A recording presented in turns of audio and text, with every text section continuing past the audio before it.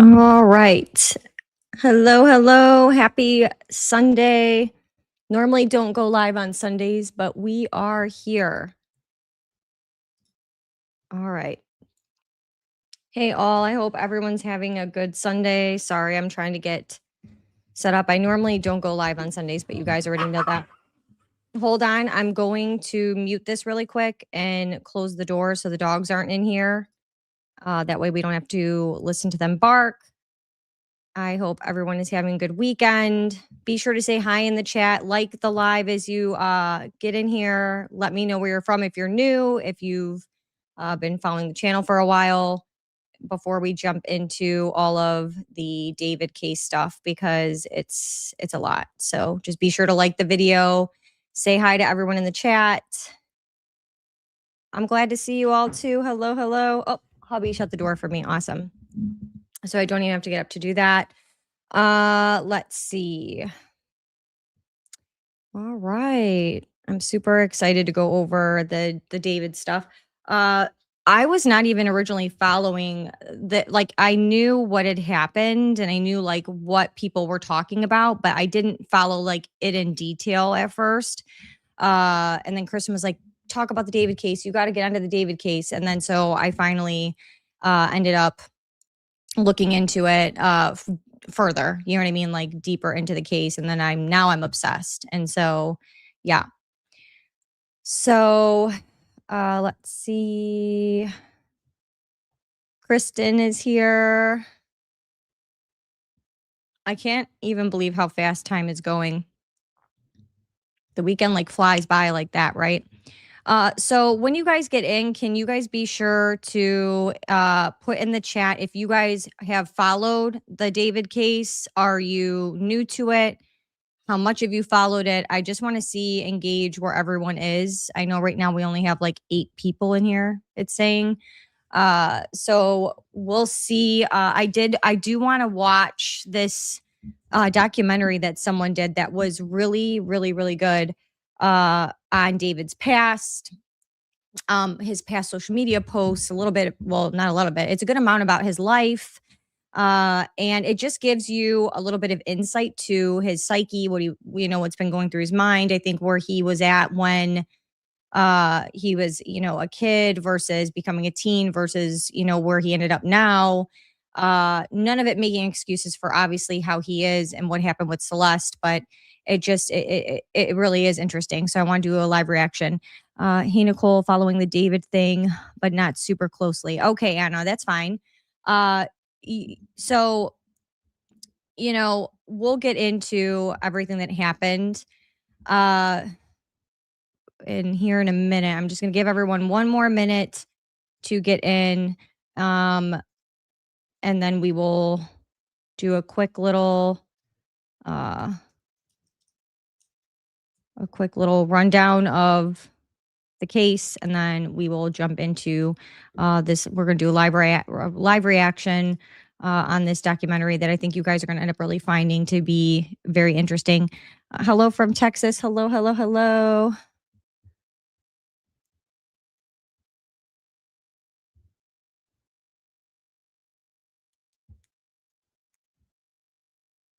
Okay. All right. So we'll just jump right in. So basically, Celeste Rivas Hernandez was a 14-year-old girl from Lake Elsinore in California, who in 2026, April of 2026, so just this past April, it's alleged. I'm going to use the word alleged because innocent until proven guilty, but I mean, it's compelling to say the least. Where it's alleged that she was, killed and put in the frunk of David's Tesla. The Tesla was moved around the neighborhood with her in it after she was chopped into pieces, in so many words. So she had been reported missing in early 2024. And then she was last known to be alive on April 23rd of 2025 after taking an Uber ride to his house. And then she was never heard from or seen again. And on September 8th, her dismembered body was found inside the trunk of the Tesla in an abandoned tow yard in Hollywood. Okay, so we'll get into the details of the whole relationship and everything at some point, but for now, let's see, trying to keep up. All right, so we are just going to start this video because there's going to be a lot to react to, and yeah, I think we should just start it because I can't remember how long it is. It's 46 minutes long. I'm going to try to speed up the audio a little bit as well throughout this. So you guys are going to have to let me know if 1.5 is too fast and I can slow it down to 1.25. But just because of how long the video is, it'd probably be better to speed it up a little bit. But we'll see what you guys think of 1.5, and then we can always go down right away if you don't like it. So let me go ahead. Again, please be sure to like the live when you come in. Say hi to everybody. We haven't done a live in a while. I missed you guys so much. So I'm so excited you could ask Kristen. I called her and I was like, well, I texted her, sorry. And I was like, Kristen, I'm obsessed with this David case now. We have to do a live today, right now, going over all this, okay? So yeah, let's bring this up. So this was done by Jay Wisdom. If you guys do not follow his channel, he's got some great work up there. He did a great job on this documentary. And it's David, the Warning Signs Nobody Saw, psychological analysis. This was great. And I'm so excited to watch this with you guys. So let's jump in. Again, chat, if you do not like the 1.5 for the, how fast he's talking, we can go down to 1.25. Let's get going. Has become one of the most discussed crime cases of recent times is that of I can already tell. David Anthony Burke, who went by the stage name David. David was at the peak of his career. Okay. So let's start this over. All right, here we go. A murder that has become one of the most discussed crime cases of recent times is that of David Anthony Burke, who went by the stage name David. David was at the peak of his career.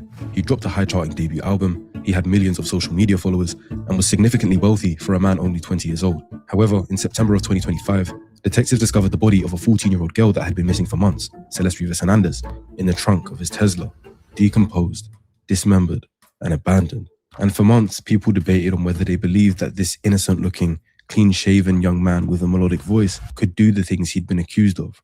But now that David has been arrested for murder, and the prosecution have documented their evidence, the likelihood that this was some sort of setup has been significantly reduced. It became evidenced that David had a physical relationship with Celeste while she was still a child, and when they broke up and she allegedly threatened to expose the relationship to ruin his career, the prosecution believed he took matters into his own hands to protect what he'd built. But when you add the context that he made music constantly that included themes of blood, violence, and a romance that ends in tragedy, it's caused a lot of people to suspect that this outcome was something David always wanted. However, I'm not here to discuss theory and conspiracy. I'm here to clinically answer two main overarching questions. How did David's life engineer him to become someone capable of potentially murdering and dismembering a child? And if he did, then what mental mechanisms allowed him to carry on with life after the fact, knowing the body of the girl he was once intimate with was decomposing in his car? It's easy to just label him as pure evil and move on, but as a student of psychology, I find it crucial that we understand what happened to him in childhood, what were the warning signs, and figure out the why that surely exists in this story. There's a lot of questions I've seen online that I think I have the ability to answer by the end of this video. Answers that will give you a genuine understanding into the mind and psychology of David Anthony Burke. I played it for her in the car. She was like, David, this song is too violent. You talking about killing people in your music? No, not my son. I was like, wait, I might be onto something.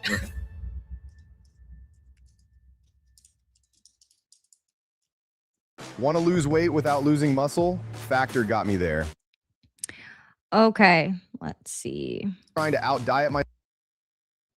Let's start from the beginning. So, you're a New Yorker. New Yorker, Queens, New York. What are your parents like? Are they musicians? Not at all. My dad is a litigator for a law firm. My mother was a teacher. She doesn't do it anymore, but she does notary now. David Anthony Burke was born in Queens, New York, to Colleen and Dawood Burke, two Christian parents that seemingly would give him a tough and controlled upbringing. Everything we played in the house, music-wise, was just Bach, Beethoven, Mozart, gospel music, like classical stuff, instrumentals only. Like we didn't listen to any other music. There was no like Lady Gaga and all the popular artists everybody was listening to. We never could listen to that because my parents just wouldn't let us.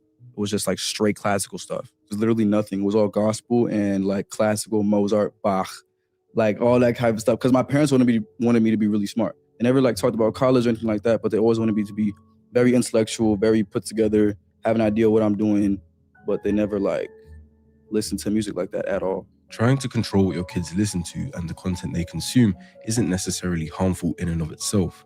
But if a kid is going to school and has no level of cultural relatability, it can cause feelings of being excluded, which in turn affects his socialization. If everyone got to access music and it became a point of discussion he couldn't involve himself in, it might have led to feelings of envy. And instead of David accepting this, he tried to find a way around it. Did your parents put sort of a cap on what you could and couldn't listen to in the Nah, house? I was sneaking It wasn't around. like that. I had this little iPod. I used to sneak. I got it with me right now too. I still got these. I used to Oh sneak around with the my iPod God. Touch. I used to sneak around with the iPod Touch and download things off iTunes and stuff like that. The sneaking around his parents like this is consistent with reactance theory, proposed by Jack Brem in 1966. Okay, I'm going to answer a quick question in the chat. So David was a rapper, okay, who his career just blew up when he was arrested. He had already started his tour when she was found. I was curious about David's parents. They're going to do a lot of talking about David's parents and his family, siblings, and this. Yes, he did. Yes, he did allegedly kill this young girl. Yes. They are not going to talk much about Celeste's parents. There might be a little bit, but there's not anything crazy. I'm going to tell you what. They do talk about her family a little bit. My thing with Celeste's parents is I have a lot of concerns about why she was allowed to leave the country, travel over state lines. Yes, he had money, I'm sure private jets, all these different things, but the parents knew she was going back to him. They knew that she was staying with them. I think her parents they're not, phenomenal parents is what I'm saying. I think that there's a lot of people who failed this young girl, not he's a huge part of the problem, obviously, but there's other stuff. So let's watch. When perceived behavioral freedom is Get What back you this up a couldn't little bit. couldn't listen to in the Nah, I was house? sneaking It wasn't around. like I that. had this little iPod. I used to sneak. I got it with me right now too. I still got these. I used to Oh sneak around with the my iPod God. Touch. I used to sneak around with the iPod Touch and download things off iTunes and stuff like that. the sneaking around his parents like this is consistent with reactance theory, proposed by Jack Brem in 1966. When perceived behavioral freedom is restricted, individuals are motivated to reclaim it. In these situations, the forbidden fruit, which for David would have been music, becomes more desirable, and the individual tries to acquire it by any means, even if it includes secrecy. Now, it's not the behavior itself that's necessarily significant, but the pattern it establishes. That authority is to be managed through concealment rather than confronted directly. This pattern would then reoccur later through his adult life. It didn't help David that his private school life in New York also consisted of bullying and teachers picking on him, so he had an uneasy time both at school and at home. I hated New York at that point. Like, Why did you I didn't hate like it? my school. I was at Oh, a 'cause you private used to- school and they treated me so horribly, dude. Why? It was insane. I don't know. All the teachers had it out for me. My little brother could testify to that too. Dude, they just had it out for me all the time. I don't know what it was. I would just do nothing to nobody and the teachers would just pick on me and bully me for no reason, bro. I wanted to leave that place so bad. And he got his wish as they moved to Houston, Texas, and he found it slightly better at his new school. But he was a kid that didn't really seem to find anything that stuck. His parents tried to get him into music, but it wasn't stimulating enough for him at that time. She put me into piano lessons when I was 7, and then I quit that after a week. She was like, okay, I'm not going to pay for it if you don't like it. Quit that. I went into she put me in a church choir when I was 8. Quit that. And then I was in middle school band when I was in 7th grade. I played the flute and I quit that. But he never developed into a conventionally social child. He describes himself as a people watcher rather than a member of a friend group, sitting apart in cafeteria settings and constructing fictional narratives around classmates that they were unaware of. At school, before I was homeschooled, like middle school, elementary, I would look at these kids, like at cafeteria, at lunch was like my playground, like my brain's playground. Like there's so many different kids and they're all doing something different. I would just sit there and I'm a people watcher. I would just inspect them and like write about them and stuff like that. And I kind of brought these characters to life that were inspired by my classmates. So every time I would write like a short story, I'd have these different classmates in these stories and they would never know. It's like different names and everything, but they were inspired by my classmates. It was This preference to observe people and create these stories was an early marker that he had a natural tendency to see people as subjects for analysis rather than reciprocal social partners. Combined with his bullying in New York, it suggests he felt more inclined to exist on the edge of social bubbles rather than in them, present but not integrated, watching but not connecting. He says he began writing poetry in the 5th grade and pursued anime, gaming, and creative fiction from a young age. Yeah, ever since I was young, I really just liked anime, gaming, and poetry. That's it. I remember reading my first manga when I was in 5th grade, Dragon Ball, Tokyo Ghoul, and see these fantasy characters with powers and all that. That weren't superheroes, and that inspired me to start writing and write my own stories about them.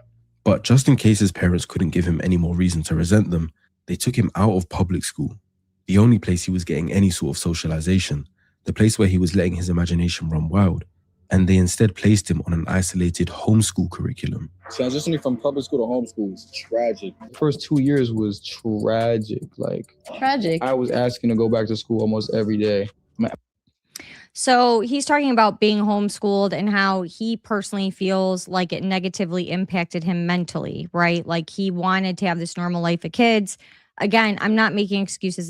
He is not a victim. We're just literally watching this documentary to talk about his childhood, growing up, how his parents raised him. You know, there are a lot of good things that come from being in public school or in school period versus being homeschooled. There are a lot of statistics that suggest that kids who are homeschooled actually are less likely to, be involved in any kind of crime and have mental health issues. So that kind of goes against, sort of what, is insinuating this video about the antisocial behavior and not being socialized and how that really messed with him. And it makes sense in a clinical aspect, but then it doesn't in another aspect. So, yeah. And my brother too. Was the decision to move from public schooling to homeschooling a difficult one?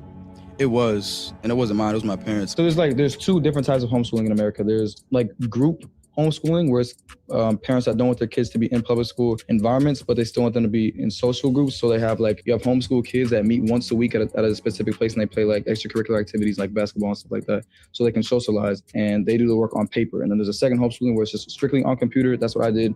C-Dance 2.0 is now on Artlist, and you can get precisely what you want. I'll take a robbery. They didn't let him enroll on the socialized model involving group meetings with peers, but a fully computer-based, home-based program with no structured peer contact whatsoever. From a developmental psychology standpoint, this is the most significant single environmental factor in his profile. Erikson's 8th stage model identifies adolescents, approximately 12 to 18 years old, as the critical period for identity versus role confusion, the developmental task of forming a stable, coherent sense of self through peer interaction, social experimentation, group belonging, and the feedback of others. Removing a child from that process during its peak window doesn't simply slow development, it redirects it, and they don't develop normally. And the main damage that came from that cutoff was socializing. None of his peers stayed in contact with him following the transition, and he was all alone. I thought I had a lot of friends in middle school. And then after being homeschooled, nobody's hitting me up, nobody's asking me, where am I at? Why am I not coming to school today? It made me question, what is a real friend? And do I have any of those as well? Especially when I was transitioning from public school to homeschooling and nobody hit me up on Snapchat when I was streaking everybody. My Snap score was 250,000, bro. And nobody hit you back? Nobody, dude. What the? That's what I'm saying. Nobody, who, you not at school? Where'd you go, Dave? Nobody. Did I really have friends? And you start to question things. Oh, totally. About your everyday life. It's who's really there for you at the end? I mean, dude, homeschooling really takes a toll on a kid. Isolation. Yeah, and there's outlets I know I made a couple friends now that were homeschooled, but they had these groups that they would go to bi-weekly and just to socialize. But I didn't have that. David would start to feel a growing disconnect between himself and his age mates, and an acute awareness of experiences that he was excluded from. I've gone through his TikTok, and this was clearly what hit him hardest. He was emotional seeing homeschool proposals. He has another post titled, "What It Felt Like to Be a Homeschool Teen," and I won't play the audio for copyright reasons, but the lyrics go, "Everybody's falling in love and I'm falling behind," as he visibly shows his frustration at that fact. He missed out on having high school relationships, but had to watch everyone else get to have one through Snapchat. His former peers got to post relationship quotes and pictures with their partner, whilst he stayed at home, unable to do anything but watch. As the caption says, homeschool and being on social media 24/7 was not a good mix. In another post, he says his superpower is never being able to express my feelings properly because I was homeschooled and had no social life for 5 years. And on another, he says, I was homeschooled all my life. I never got to experience any school dances. When adolescents are denied normal peer socialization, the need for connection and belonging doesn't disappear. It finds alternative channels. In David's case, that channel was the internet.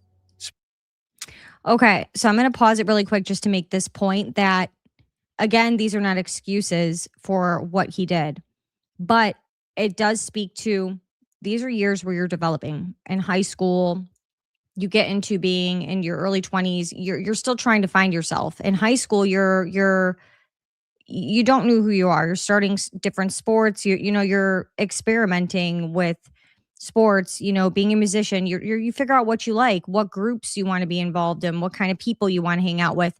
Not having any of that as a kid and then going into being a teenager, I can imagine where you don't have that emotional connection other than with your family, and where that would affect you, and impact you in a negative manner. So again, not an excuse, but socialization is important. It's important for animals, let alone a human being. When your brain is and everything is still developing, you're still learning, you're still, like I said, figuring yourself out. Specifically Fortnite, YouTube, Discord, TikTok, and eventually music. During his homeschooled years, David describes Fortnite as his primary social environment. He engaged in squad fields, which is where you're allowed to join games with strangers and talk to them if you have a headset and mic. And he allowed people to vent their personal problems to him. Especially being homeschooled and not having a social life, right? So I'm on the game, I'm talking to all these random people, and they're talking to me about their life problems, using video games to escape the real world as much as I am, and then living my life vicariously through them and like writing songs about their lives. Yeah. I would go on Discord and I would go on Fortnite and I would go on like squad fills, and I just let people talk to me and just tell me about their lives. Because like most of these people that play video games the same way I do, they're going to it as an escape. So I was just being an open door and an open outlet for like my peers and my friends to kind of just like vent to me about different things in their like personal lives and stuff like that. And I'm like 15, 14 at this time, so I don't know how to like be a therapist, right?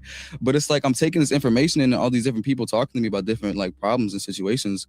I'm like, wow, this is really what humans are like. Like, these are humans. The fact he says, wow, so this is what humans are like. These are humans. Tells me that this was the only way David was understanding human psychology at that time. This is a clinically unusual developmental pathway. Normally, an adolescent's model of human behavior is built through direct, embodied, reciprocal experience, like friendship, conflict, romantic experience, loss, etc. But David built his model of human psychology through a parasocial and semi-anonymous listening role, absorbing other people's problems through a gaming headset. This produces a specific kind of social intelligence, highly observational, empathically competent on an intellectual level, but fundamentally disembodied. He understands humans like a researcher understands subjects, not as a participant understands his peers. And that's going to be significant when evaluating his later relational behavior.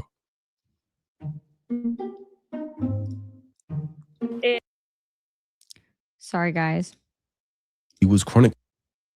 So I'm going to pause right there for just a second to say that. So this is how he met Celeste, was through Fortnite. Okay.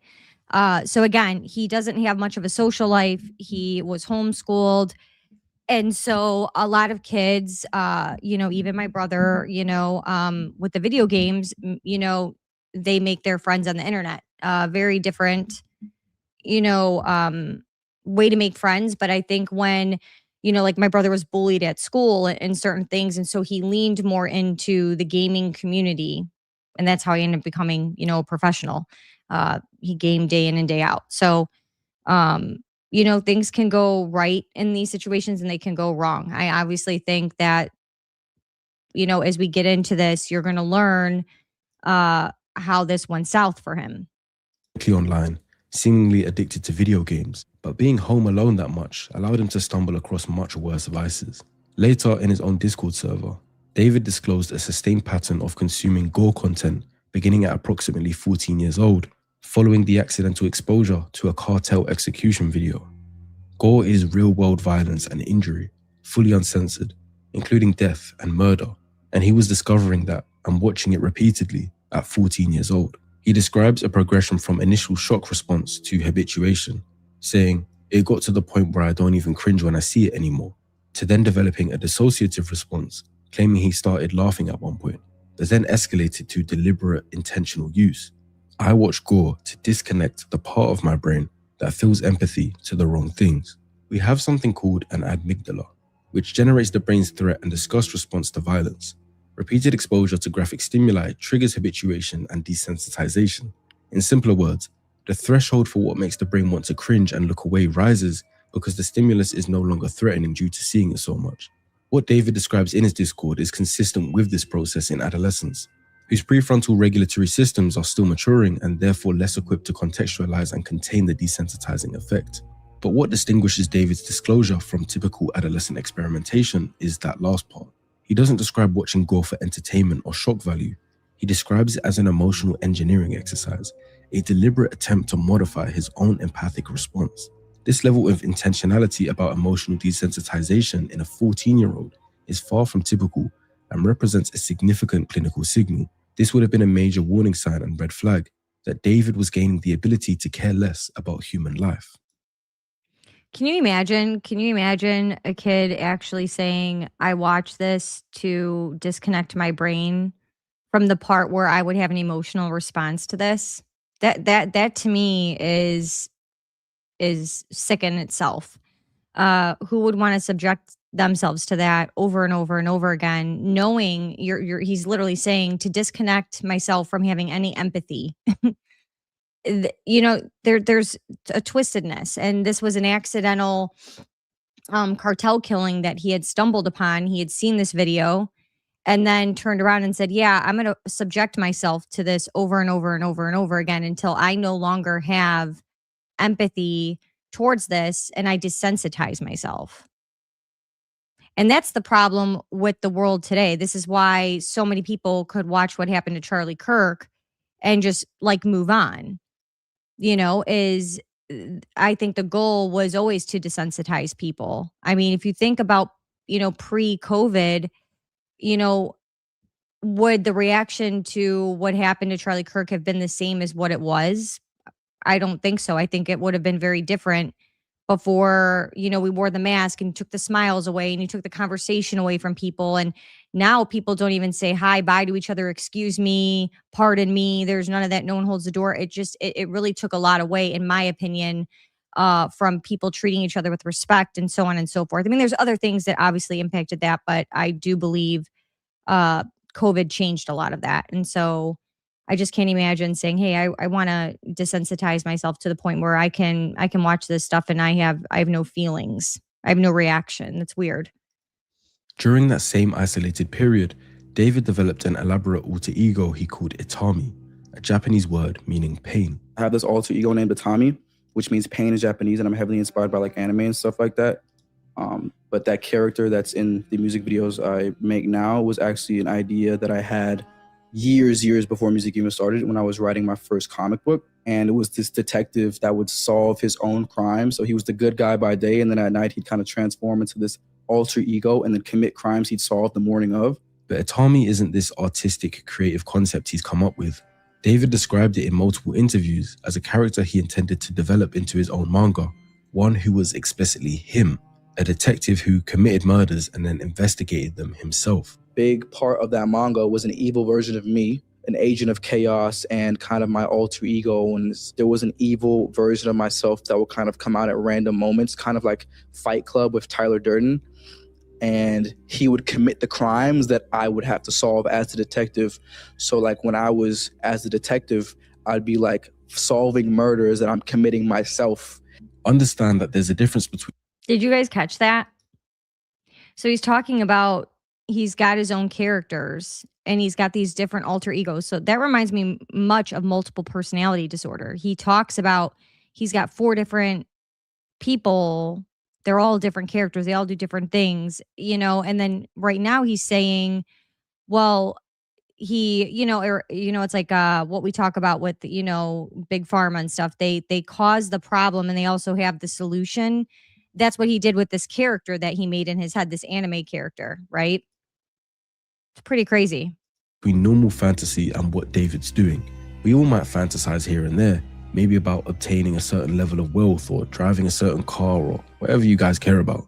Escapist fantasy uses fictional scenarios to temporarily relieve stress and provide alternative experience. The psychological concept of fantasy elaboration, however, involves constructing increasingly detailed, immersive internal worlds in which the individual places themselves, not a character, but themselves, and which begin to function as a parallel framework for understanding identity and relationships. David explicitly inserted himself into this narrative. He is not the author of Itami. He's Itami's counterpart. They share an existence. He later described Itami as the one that is weaving his way into my relationships and ruining them and inducing trauma and things like that. This language suggests that the alter ego had become a psychological container for the parts of himself he wished to disown, but had not eliminated. Websites your competitors don't want you to know, part 2. All you do is go to this website, and it lets you find out exactly. David transitioned into music accidentally in late 2021 after copyright strikes on his gaming content prompted his mother to suggest he create original music. I started making music in like December 2021. I used to be a Fortnite YouTuber, bro. Like, it's so crazy. The only reason I started making music is because my videos got copyrighted, because I was using like Scissors music, Justin Bieber music, all that. And my mom was like, yo, if you're getting copyright strike, you're not making no money, make your own song. So I was like, bro, I could probably do that. Because of his ability, I know he's able to play and do. So I said, just make your own music. And that was that. So I kept doing it. And then it kind of just became this thing where the music was getting more popular than the Fortnite videos. My SoundCloud numbers surpassed my Fortnite videos numbers. And it was out of here, bro. He had no prior musical ambition. What he did have, though, was years of accumulated internal material. The Itami fantasy, the observational psychology built through online listening, the poetry he had written since 5th grade, and a set of emotional themes like isolation, romantic destruction, duality that had no other outlet. Music gave that internal world a public form. It also gave it a socially legitimate one. Dark themes that are wrapped in musical craft don't register to us listeners as warning signs. They register as artistry. The same content that might raise concern if it was in a journal or a private communication is celebrated when it has a compelling melody behind it. David's own statements confirm that his early music was not drawn from lived experience, but from imagination and preparation. When I write music about heartbreak and the sad type of things, I write it not from experience, because I was a really homebody. I was homeschooled. Like, I didn't have much of a social outlet like that. I write it in like preparation. I feel like when you commit to love, you commit to devastation as well. I think it's a mixture of like trying to figure it out myself and then looking at other people's experiences. I mean, I've never experienced like true heartbreak either. So I write all these songs in preparation for it, so I'm not devastated, So I know what to expect. He describes writing about heartbreak in preparation, having never experienced it. He states directly, I love over-dramatized themes of romance because it would never be like this in real life. I love over-dramatized themes of romance because it would never be like this in real life. So it allows you to like have more room to play around. The thematic content of his early catalog in 2022, like Bleed Out in March, Dirty Secrets in May, Romantic Homicide in July, centers on romantic destruction, hiding dark secrets, killing a romantic partner, and feeling no remorse. Romantic Homicide's central lyric, which David explains in detail in a Genius interview, is constructed specifically around the active first person. Not just you died, but I killed you. He stresses the first person agency. Which was in the back of my mind, but then you think that I'm gonna say you died, but I say I killed you. So it's not like the thought of her is gone by itself was something that she did, it was something that I decided to do. And I killed her in the back of my mind. He also Aren't the lyrics interesting considering what we know now and what happened? And again, there's a point that's been made. I think who did I hear it from? I can't pronounce his name on here. Gideon.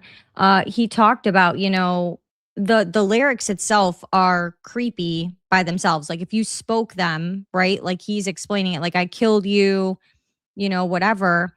But when you put a beat behind it that's catchy and you sing that, people, you know what I mean? Like they don't even realize what they're really, listening to and what you're taking in. And really it's these dark, his lyrics are very dark. The music is very dark. In the back of my mind, you died and I didn't even cry. No, not a single tear. And I'm sick of waiting patiently for someone that won't even arrive. You know, this is all very depressing, dark stuff. I killed you and I didn't even regret it. I can't believe I said it, but it's true.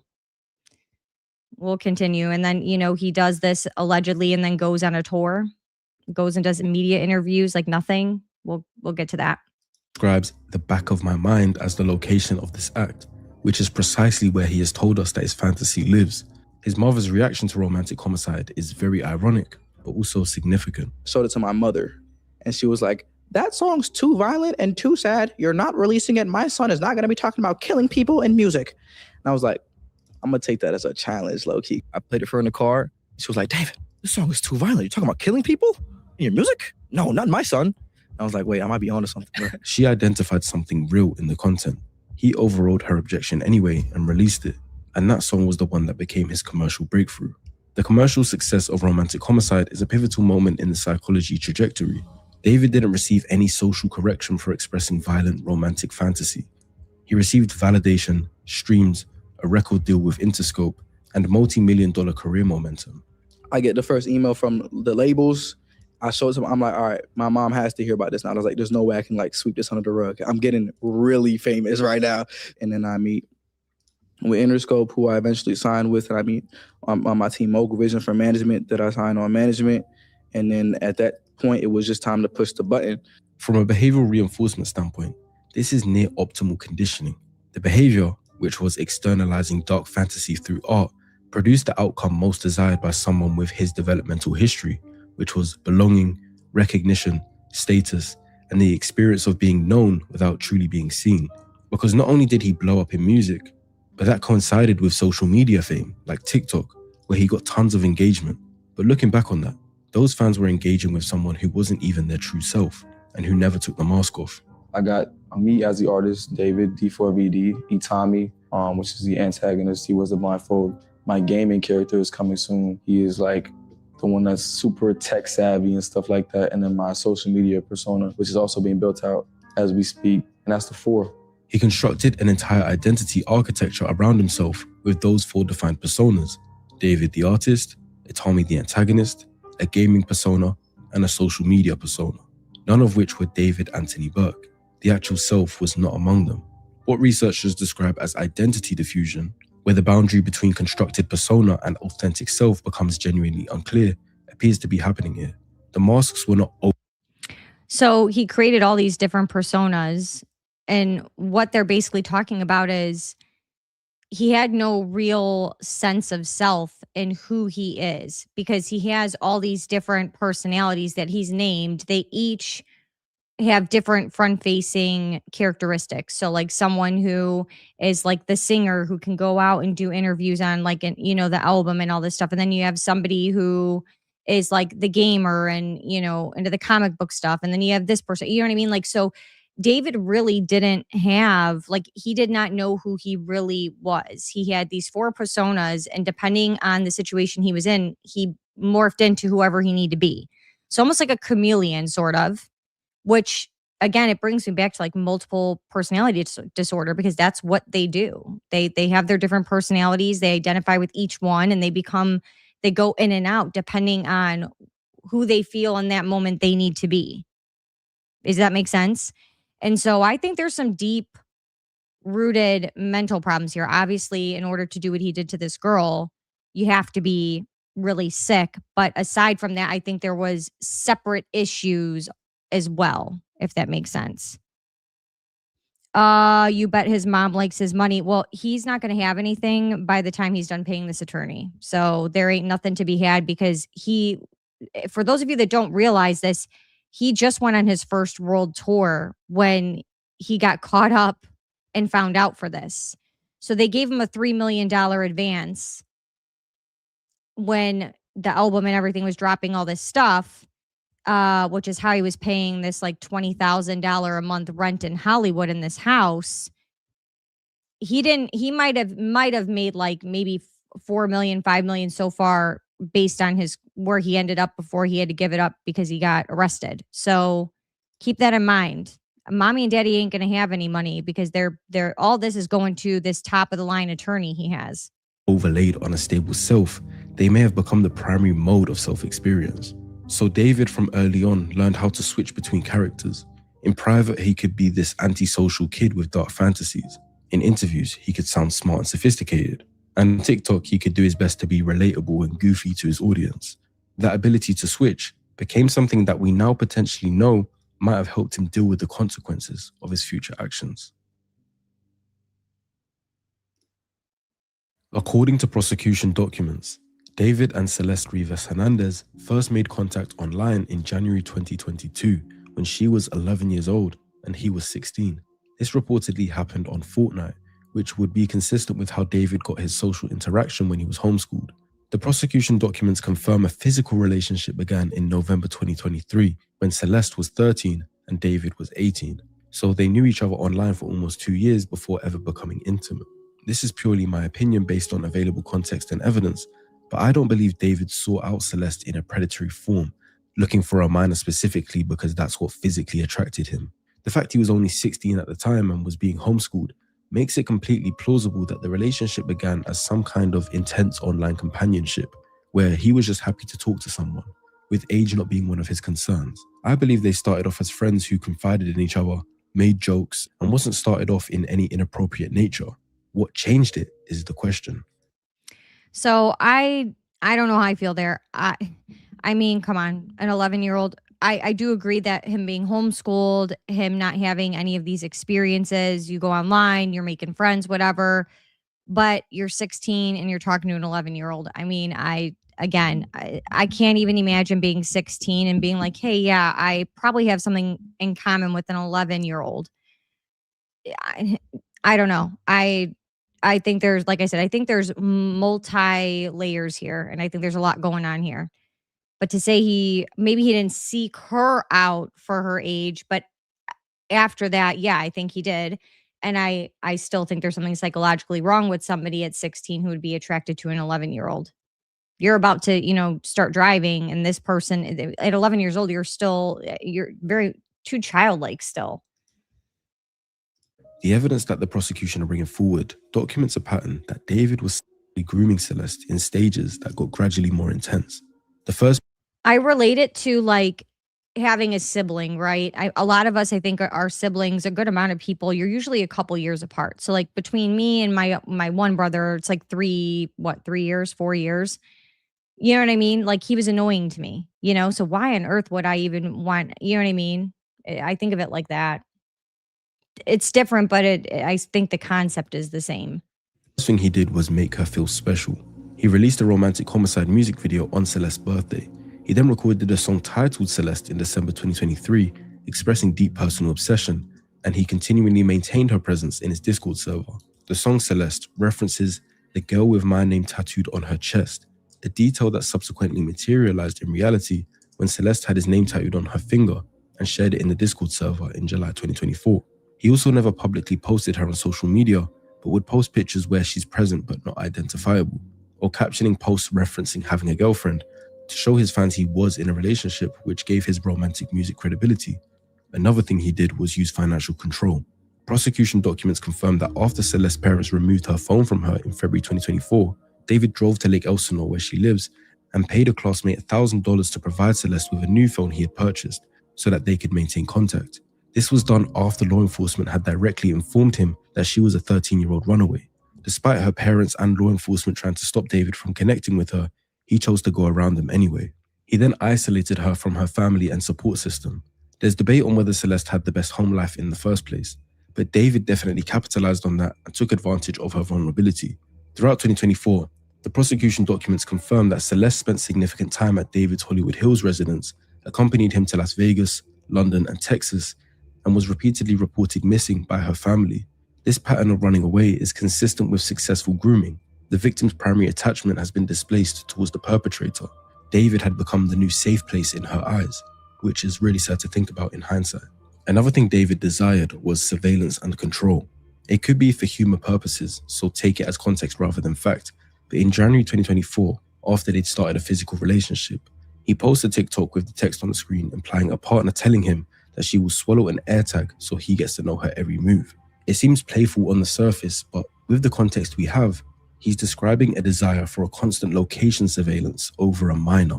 On January 11th, 2024, David did a Twitch stream, but he had Celeste in full view of his audience, right there in plain sight. She was wearing a hoodie and glasses to perhaps conceal suggestions. So I'll go back on this 2 seconds, but I'm going to stop right here for a second. So why is an 11-year-old allowed to have online relationships? That's a good question. This is why I said in the beginning of the stream that her parents also failed her. She was reported missing, but even the PI that got involved in favor of the homeowner of the house he was renting, where she was killed, her parents had known that she was with David. They were emailing him, his manager. There were communications like, oh, can you send her home or whatever? And then he'd send her home and then she'd be back. So what I'm saying is the perception is like that she was held against her will. She very much went back and forth. Her parents knew where she was because they had communicated, hey, send her home, whatever. I think the parents now are trying to backtrack now that this happened, because it's their child and they don't want to be judged for that. But the fact of the matter is that they were aware. Yes, they reported her missing, but during that time of her being missing, they did know where she was. There's a lot to cover, guys. Season it?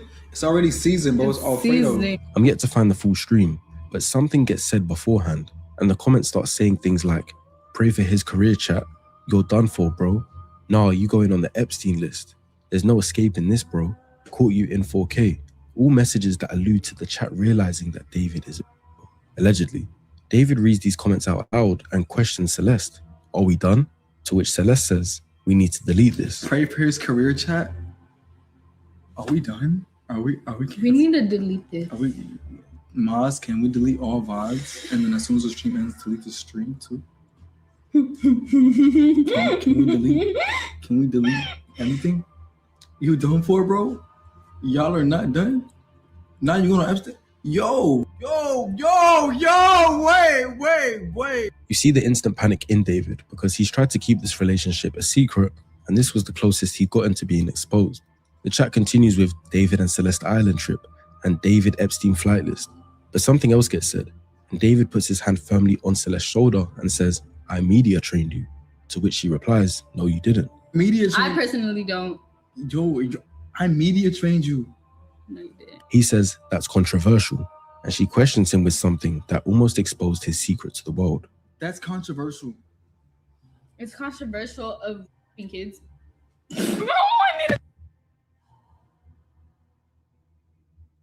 Really good. Okay, it's been a good one. Bye, guys. Mwah. Oh my! Delete everything. Delete everything. Everything goes.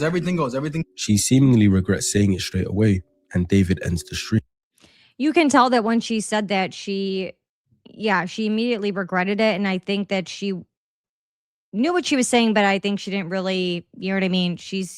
At this point, she was 14. I'm sorry. At this point, she's 13 or 14. So she knows what she said was like something that could get him in trouble. And I think when, you're seeing the reaction of what people are saying, then she's going, oh, you know what I mean? Oh, we got to delete this, because I think now the wheels are turning of like, uh-oh, this is big time trouble. You got people saying, oh, you should be on the E-list, so on and so forth.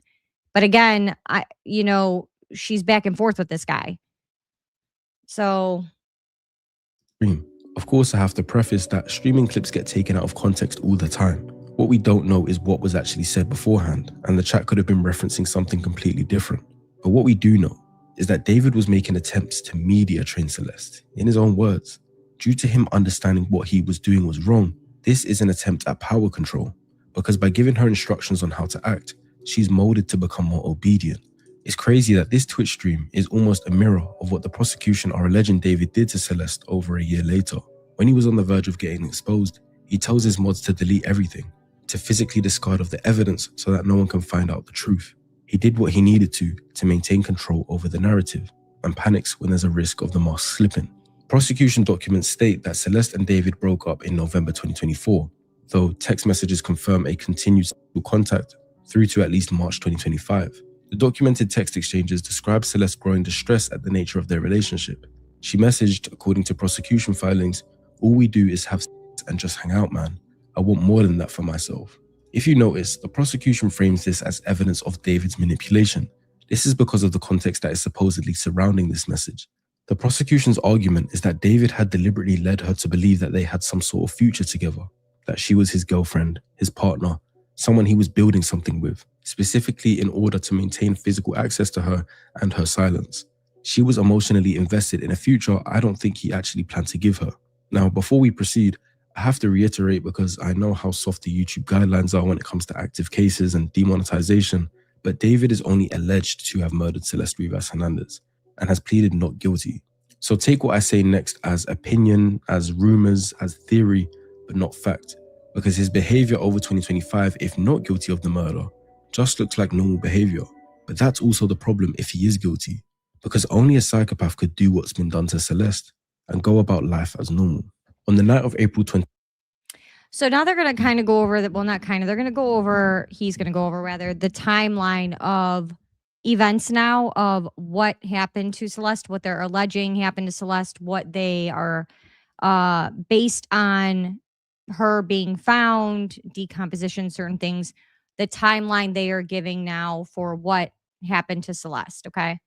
So where on earth did all my stuff go? Okay, here we go. 22nd, 2025, prosecution documents describe a lengthy argument conducted over text messages.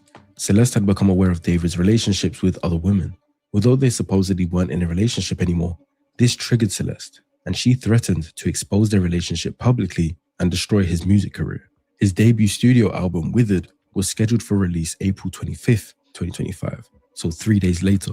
On top of that, he had a multi-million-dollar career, active endorsements, and a world tour booked. The prosecution alleges that at approximately 8:40 p.m. on April 23, 2025, David ordered an Uber to transport Celeste from her Lake Elsinore home to his Hollywood Hills residence. She arrived at approximately just after 10 p.m. The prosecution alleges that shortly after her arrival, David stabbed her multiple times and stood by while she bled out, making no attempt to call emergency services. At approximately 11:30 p.m., he drove north on the 101 freeway to Santa Barbara County, texting and calling Celeste's phone as he drove, a pattern the prosecution characterizes as a deliberate attempt at a cover story. He returned home early on April 24th, went to a radio interview for the album, and attended the album release party later that evening. The prosecution then documents evidence of David's poor attempt at concealing the crime and dismembering her body, which he then left in the front trunk of his Tesla. Burke placed her body in the inflatable pool he'd ordered to prevent her blood from spilling onto his garage floor and used a chainsaw to cut off her limbs. Surveillance footage confirms David drove his Tesla for the last time on July 29, 2025, before parking it on Bluebird Avenue in Hollywood Hills and departing for his concert tour. And this is the alleged story we have so far on how David potentially murdered Celeste and then continued with life like nothing happened. The following analysis I'll give is based on if the evidence presented by the prosecution is factual and proven, and is just my opinion. But the first thing that I believe to be true. So obviously that timeline, I mean, that's really sad, because he ordered an Uber to bring her to the house after she had threatened to out him. She was upset that he was having relationships with other girls. You know, she's 13 years old, right? And so, you know, you're a teenager, you think you're in love, she's young. And so she says, I'm going to out you. You know what I mean? Rightfully, this shouldn't be a dangerous thing, but she's young. She does not know that what she is saying, could cause someone to harm her. And so he orders this Uber to pick her up and bring her to the house. And then what they're alleging is it was pretty quick, because after that he leaves his house and goes to Santa Barbara. And this is the area where they find her ID, her passport, all these things.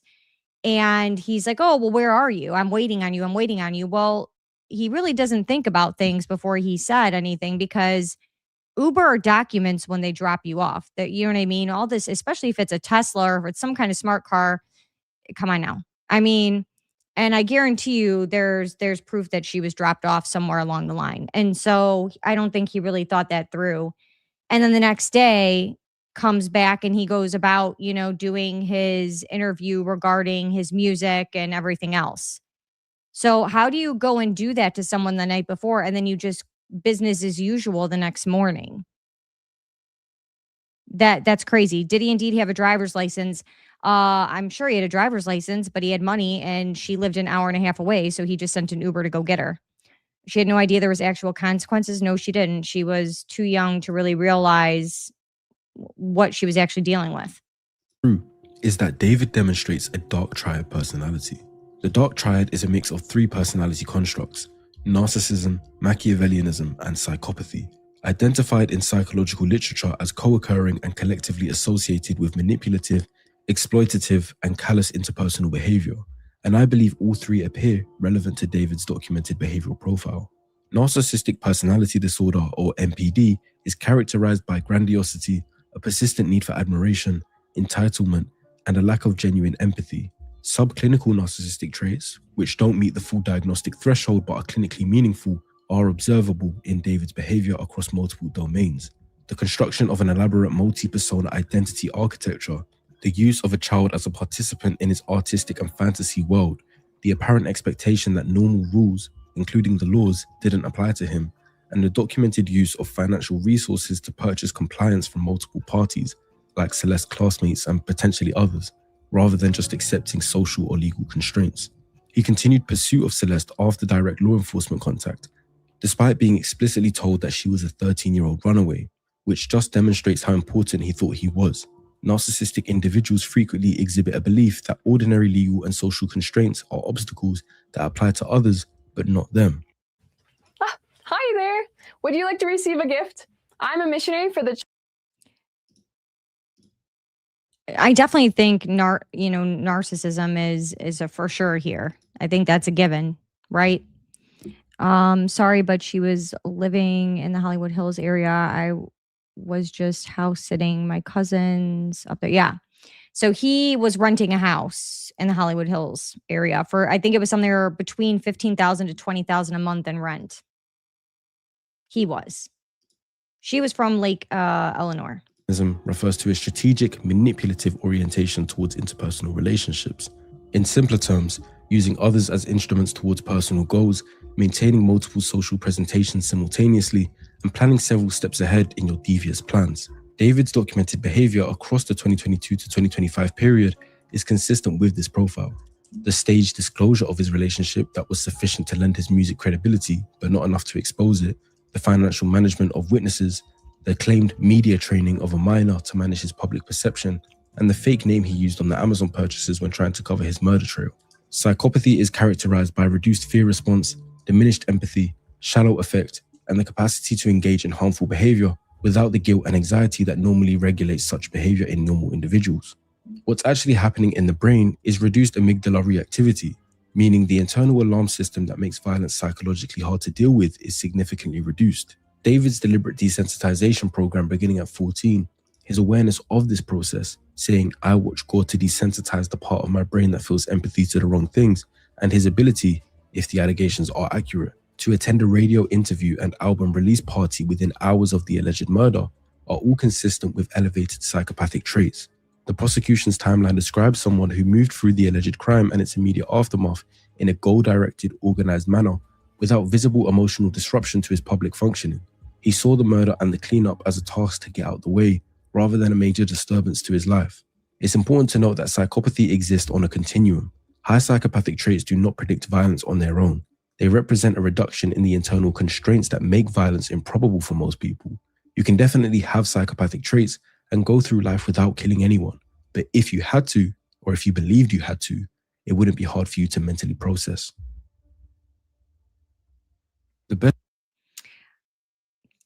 So again, April 23rd, he orders this Uber to bring her to the house. She ends up at the house the next day. He wakes up, he goes to his album release party. And then the day after that, he leaves for New York, goes to New York for 3 days because he has a pop-up in the city, and then goes from there to Houston for several days. Okay. Well, she is allegedly riding away in his house.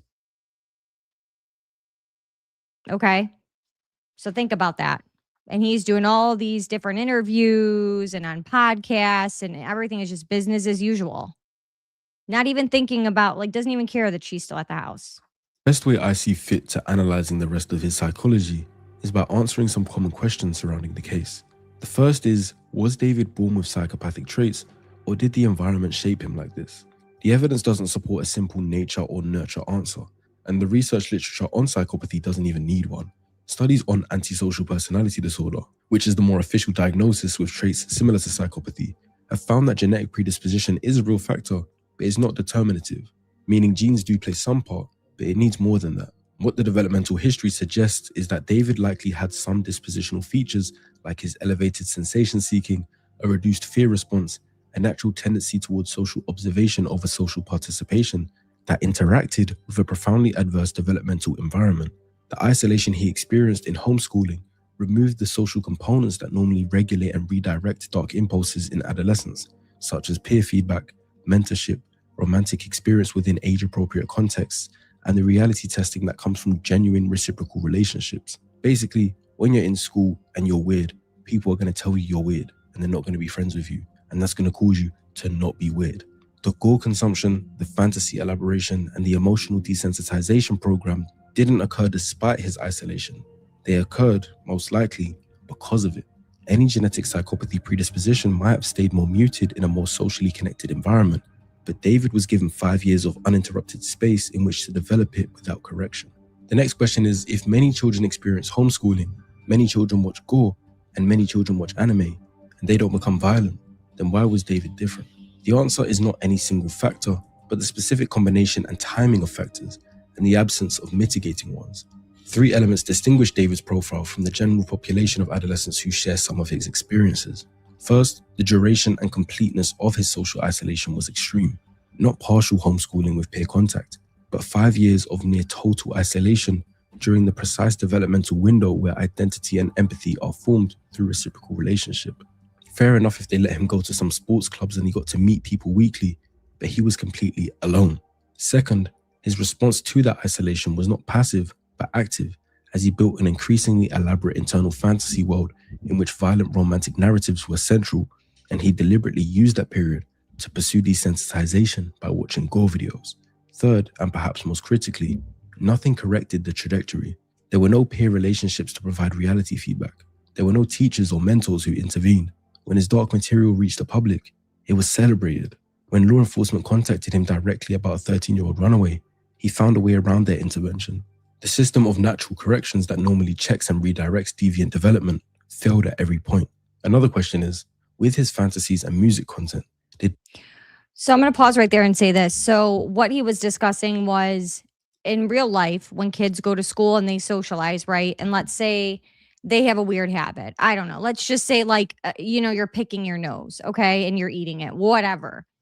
Kids are going to say, ew, that's gross, da-da-da. And what he's saying is that when kids do that, it corrects that weird or bad behavior on its own, because you learn from that socialization of, like, hey, that's not okay. Along with, as well, your parents telling you, no, don't do that. That's inappropriate. Don't speak like that. Don't use that word, whatever. But you do learn from judgment of your peers, right? You know what I mean? Like what's okay, what's not, what's cool, what's not, whatever.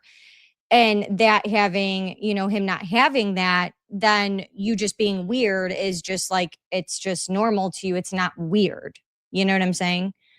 Sorry, I say that a lot, by the way. It's just, I can't help it.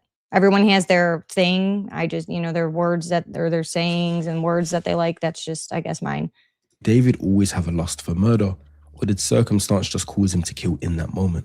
Neither characterization is fully accurate. Despite how wild our minds like to run with conspiracy, evidence doesn't support a long-term conscious plan to murder Celeste. There's no indication he groomed her with killing in mind from the outset.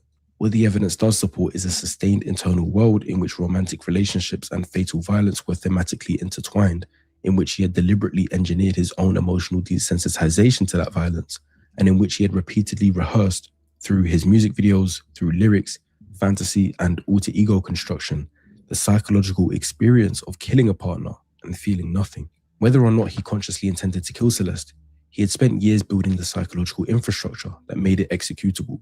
The prosecution's alleged motive that he was silencing a threat to his career is entirely plausible as a proximate trigger, but the proximate trigger ignited something that had been laid down over a long period of time. A person without that psychological infrastructure, confronted with the same threat, would not have had the same response. They might have offered to talk about things, maybe to pay her off, or something, but not murder. A very common question is, why did he leave the body in his Tesla and then just go on tour? Was it narcissistic overconfidence or something else? There's the theory that he wanted the body to be found so that everyone could appreciate the art of his crime. And whilst psychologically intriguing, it doesn't hold up well against the broader evidence. The prosecution documents a person who used a false name to purchase disposable equipment, drove to Santa Barbara County to destroy evidence the night of the alleged murder, made deliberate false statements to law enforcement, and continued attempting to incinerate evidence months later, as he bought a burn cage in July that he didn't end up using. This is not the behavior of someone wanting the body to be discovered. It's the behavior of someone who believed he was managing the situation competently.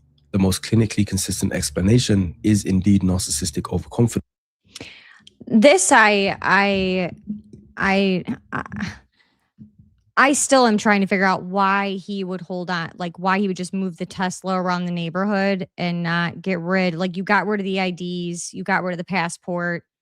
Why would you not get rid of the body? Why would you not sink the car in the nearest lake, or I don't even know, report it stolen, something? But you just move it around the neighborhood. The Hollywood Hills, this where he was renting this house, this is a $20,000 a month house, you guys. You don't think the neighbors have cameras on cameras on cameras, because there is plenty of footage that the neighbors gave up of watching this car being moved around the neighborhood. More than 4 times, I believe. So, and the stench from the car was smelled in the houses around, you know what I mean? And the car sitting there, it ended up getting impounded, and then it got to the impound lot and people could smell it, and that's how they ended up opening up the trunk.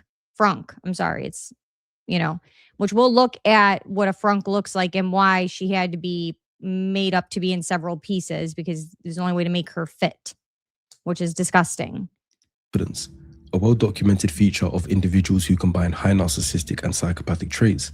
The belief isn't simply I am above the law in an abstract sense. It's the belief that the individual's intelligence, status, and resources are sufficient to manage any problem. Leaving the car on the street rather than disposing of it properly is a catastrophic risk assessment failure, but it's consistent with the same cognitive pattern that led him to go to his radio interview the morning after the alleged murder. The operational logic appears to have been, the car is not at my address, it's a few hundred feet away, I'm about to leave on tour, and this is manageable. He definitely thought that Celeste running away all the time was going to play to his advantage, as no one would be looking for her. But when it comes to dead bodies decomposing, you don't look for that smell. The smell finds you. These meals changed everything for me. I'll admit it. So, again, you know, everything he did, it doesn't make sense. If you didn't want to get caught, why would you keep the one thing? Because, you know, I've talked about this several times, no body, no case. I mean, you really do need a body.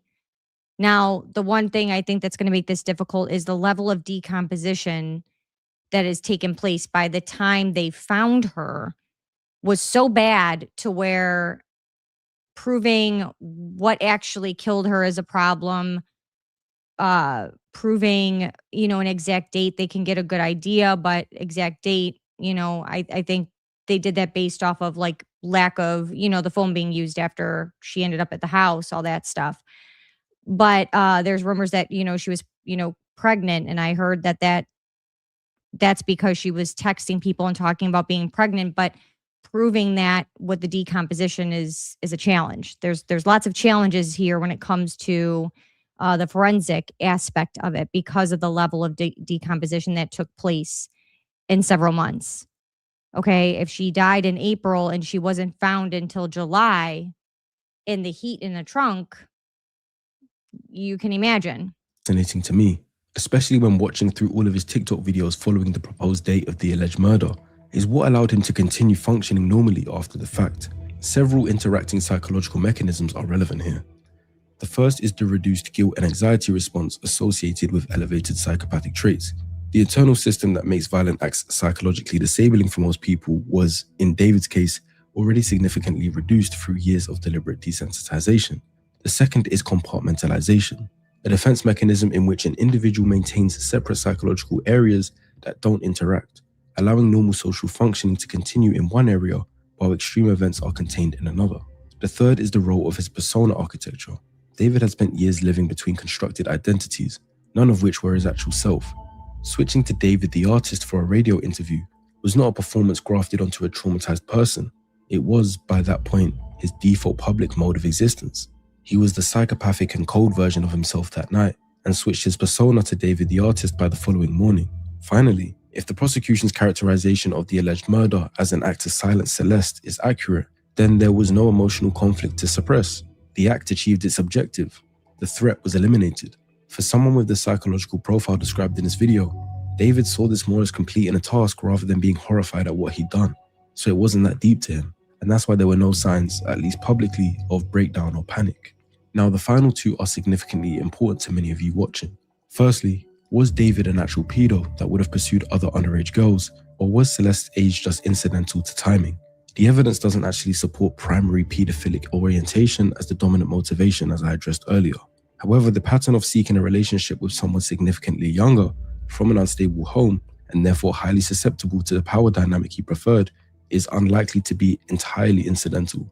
The specific age of Celeste, 11 at first contact, 13 at the alleged start of the physical relationship, may reflect opportunity and controllability rather than exclusive attraction to that age group. Whether he would have sought out other minors depends significantly on whether the control and power dynamic, rather than the age itself, was the primary draw.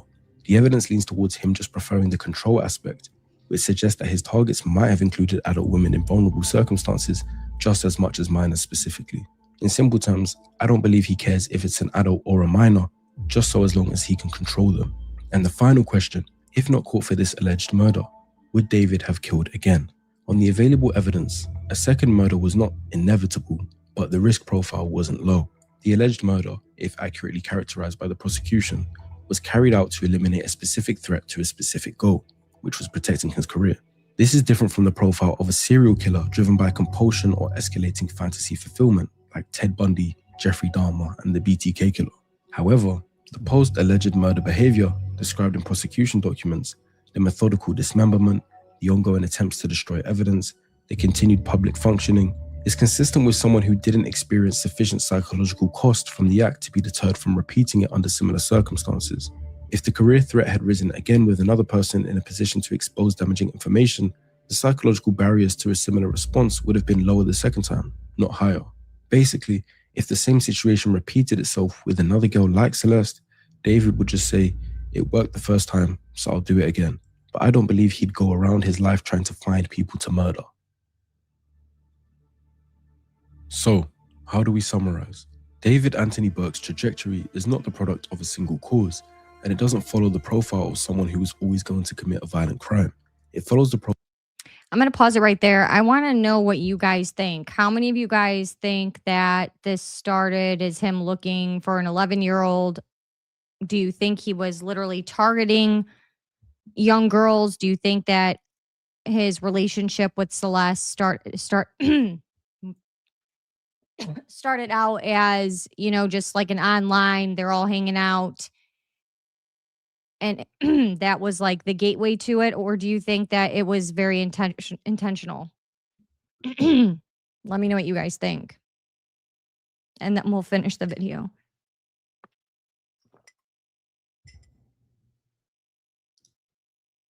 profile of someone whose dispositional characteristics were given an extreme developmental environment in which those characteristics were amplified, reinforced, and never corrected. The homeschooling decision at 13 was the rupture, not because it was inherently abusive, because it removed the entire social architecture within which deviant development is normally detected and corrected, and replaced it with 5 years of unstructured internet access and internal elaboration. The resulting internal world, saturated with violent romantic fantasy, deliberately desensitized emotions, and a constructed alter ego who committed murders, was then given a commercial platform that celebrated rather than challenged it. The relationship with Celeste Rivas That part I do agree with. I get being artistic and like everyone, being weird can be artistic and this is just like an artistic expression, but I'm sorry, like there's a certain level of like drawing the line from the lyrics to him being in love with this like anime where anime members are like dismembered. Like there was an exceptional amount of like he was in love with the idea of dismemberment. It was something that was a constant in things that he was looking up and looking at. This was an obsession. It's a creepy obsession. I even to think about even just like Dragon Ball Z characters with like hacked off arms or something. It's weird. It's not normal. Lack of parental supervision comes to mind.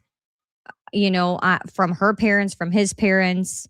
Several friends, his parents, her parents, they all knew these two were interacting. They all knew there was something obviously inappropriate going on. Nobody stepped in to stop this. So I don't think it's just him. I don't think it's just his parents. You know what I mean? There's a lot of people responsible here that sat there and watched an 11-year-old girl get to be 14 years old with a man that she met when he was 16, in which he's now 20. There's got to be some level of responsibility that the parents and accountability the parents have to have as well. They did know. Rivas Hernandez was built on the structural conditions his isolation had created, an online social infrastructure that gave him access to vulnerable people, a power dynamic he had never experienced in any other relational context, and a fantasy framework that had always positioned a romantic partner as someone he would end up killing. What the prosecution alleges is that when that relationship produced a threat to his survival, both professionally and financially, the psychological infrastructure necessary to respond violently was formed, and the psychological barriers that would have made most people unable to act on that response weren't. Celeste Rivas Hernandez was 14 years old. She was reported missing by her family multiple times. She had reached out to the one adult who was supposed to care for her, and was told that she was wanted, loved, and seen, or at least made to feel that way at one point in their relationship. The prosecution alleges that that same person who told her those things ordered the Uber that brought her to his door and stood by as she bled out on the floor of his Hollywood Hills home. The warning signs were there, in his music, in his Discord, in his fantasy constructs, in his own words, in interviews, given freely to journalists who heard them as art. The question this case raises, for parents, for platforms, for the music industry, and for the audiences who stream artists without reading what they're actually saying, is not why nobody saw it. It's why, when it was visible, it was so easy to look away. The case is ongoing, and I plan to cover any major updates as well as documenting my own theories over. So again, this is Jay Wisdom is his channel. I'll have to subscribe to him, but I liked the video. I left a really nice comment. I thought this was a great video. He did a great breakdown. That was amazing. I did that earlier, but I didn't refresh the page. But I hope you guys liked the documentary. I think he did outstanding on it. I think it definitely tells a lot. I think we all have a lot of questions and concerns. Again, there's a lot of people involved here. There's a lot of moving parts here. This is not like, you know what I'm saying? To have a relationship with an 11-year-old, there's more than just him involved. The parents, it was all a mess. So I don't think he was as isolated as he's making out to seem. We'll never know because we weren't there. I do think that there's obviously some level of issues from being homeschooled and him feeling less than, and there's obviously issues from him missing out on experiences that everyone around him gets to live. You know what I mean? So I think that there's a lot of that. Thank you. This fills in a lot. No problem. I thought this was great. And this does help fill in some of it. Again, it's not making excuses for the situation. There's no excuse for what he did. I'm just saying that it gives you a better understanding psychologically of everything.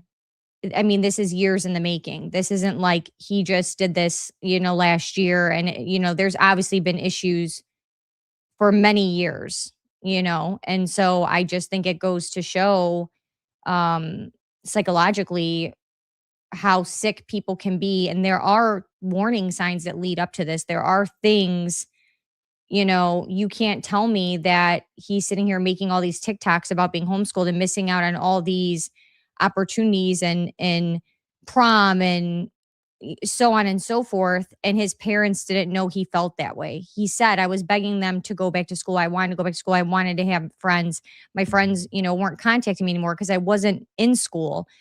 You know, he's sitting, your kids tell you, they talk to parents usually. And his parents did nothing with that. They could have put him in football. They could have put him in programs. You know, if you're going to homeschool, there's other ways to socialize your children. Clearly, that was not going on. From what it seems, anyway. I don't know. I did not live there.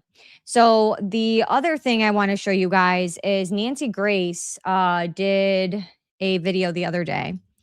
And this was concerning the more I dig. So David, like I said, he had, you know, inner circle that was very close to him. They all knew about Celeste. They knew about her age.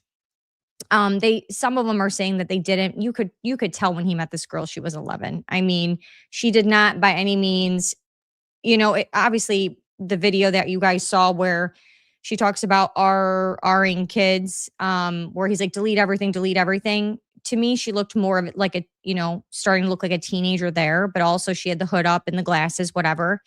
But you can't tell me these friends didn't know something. After you see this video, you let me know if you guys think that no one knew anything. See, all these friends now, nobody wants to be charged and involved, you know, with this. But these are people that were on live streams all the time. They were recording everything. They were posting everything. They were addicted to the internet. And this is where I'm like, some people need to learn how to unplug because the internet's forever. And this is a prime example. So I just want to show you guys this clip that Nancy Grace, other people had found it. They had talked about it. She obviously has a team where they have the software where they could isolate the people in the background having this conversation. So I'm going to show you where friends are at David's house. It's the 4th of July. They're getting ready to go to a party. Okay. There's 2 girls in the bathroom. Sakura, I believe, is one of them, or is it Asia? I think it's Asia. I can't think of what the other girl's name is. I don't think that was Sakura. But anyways, they're getting ready and there's background talking. Wait till you hear the conversation. So he has pled not guilty to this. Okay. Keep that in mind. Example. Watch this, Taylor. It's kind of giving Harley Quinn. Okay. Aw, cute. I like it. And then, wait, what is this? Stickers? Oh.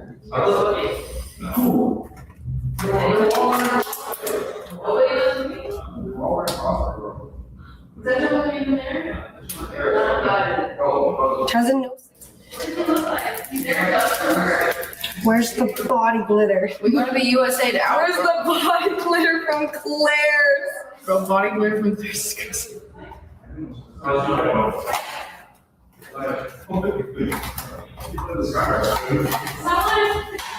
Okay, clear glitter or Okay, chat. I'm gonna show you guys my face makeup. Jessica Morgan, maybe that is some of the evidence. I mean, if I can find it, the prosecutor can find it. Did you hear what was said? Now, it's in the background. You have to listen very carefully. I'm going to play for you the pertinent part. Listen. It's kind of giving Harley Quinn. Okay. Aw, cute. Yeah, you killed her. I like it. Me and David. And then, wait, what is this? How many of you guys heard that? Because they isolated it and you can hear it. And you mean to tell me that these girls didn't hear that while they were getting ready? Because the one girl did stop, looked her, you know what I mean? Like did a, you know, and then it almost seemed like, oh, the glitter, the this, the that, like they're trying to cover some of the background noise. Now, everybody knows that everyone's recording all the time. So I can't even believe that these people have no brain cells to be like, hey, if they're in the bathroom recording, maybe we shouldn't be, you know what I mean? Talk about this loud. Like, this is how ignorant this really was. Now you got everybody turning around saying, hey, don't associate me. Neo, the Asian, That's his what he goes by, Neo the Asian. He's like, oh, people are associating me with that dickhead. Well, what do you mean? When you were hanging out with him and you were, staying at his mansion and going to parties and living it up and living large, that was your best friend. Now you're like, oh, I don't want to, don't associate me with that, jerk. What? What? The going ain't good anymore, so he don't want to be associated with him no more. Now, I want to show you guys this other one because this comes from that same video footage, okay? But this is a different part of the video because remember, they're getting ready to go to this party. Now they're about to go out the door, okay? So they're in a hallway, it looks like, near the front door. Now, what's being alleged is that she was still, this is July 4th. She had been in the house. He moved her. I guess she was moved at this point because that's what they're saying. But the stench of, that doesn't go away. It's like in the walls at this point after you've left somebody in there for so long. So let's listen to this. Again, lack of work. They're live. They know they're live. This is just all evidence for the prosecution. It's crazy. Of her body. Okay, listen. Oh, yes, I apologize in advance for the way my bathroom smelled. I took a shit on 2 hours ago. I don't care. I just took it. Another one? That's what I'm talking about. That's what I'm talking about. Yo, I had to go.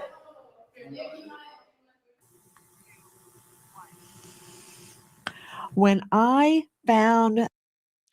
So that's a terrible pause for That. Nancy Grace.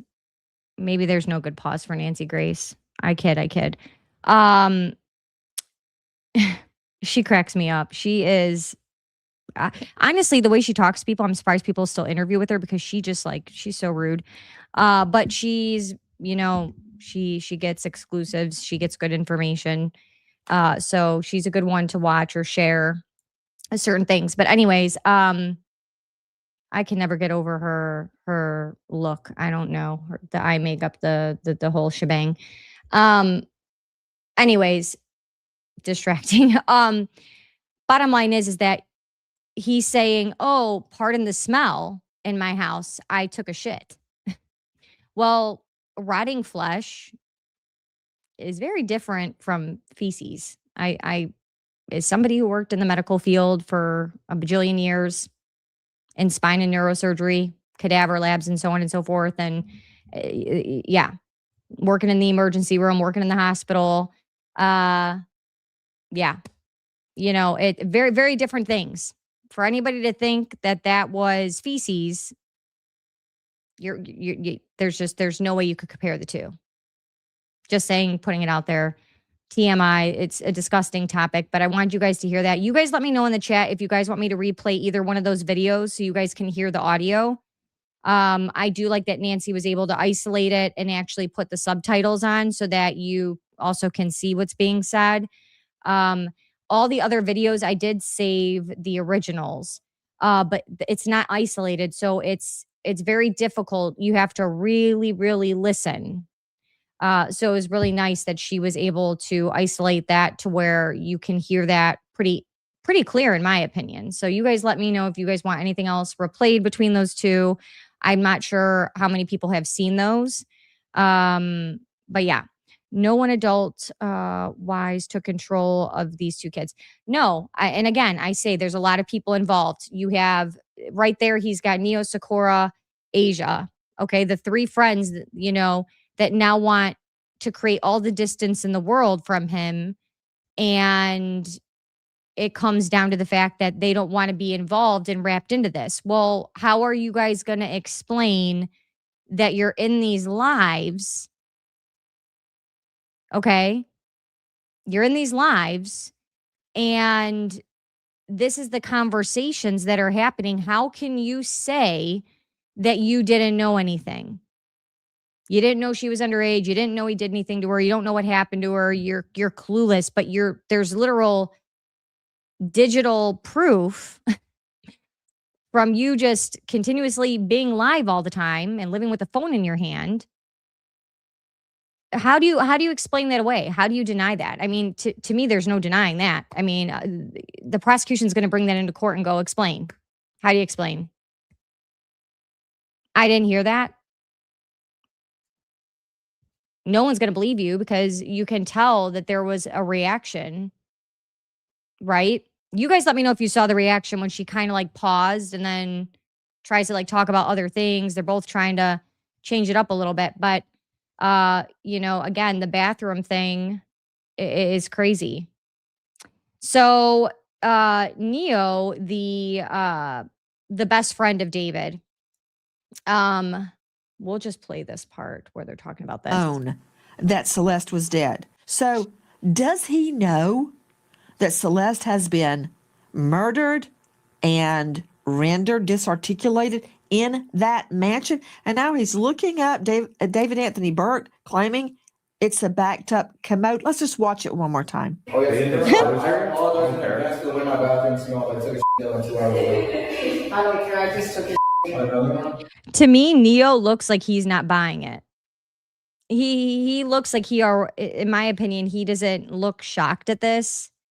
If I walked in someone's house and it had that strong of a permeating smell, especially that kind of smell, I would never buy that was feces. And to me, he just looks, I don't know. I think the behavior is very much of somebody who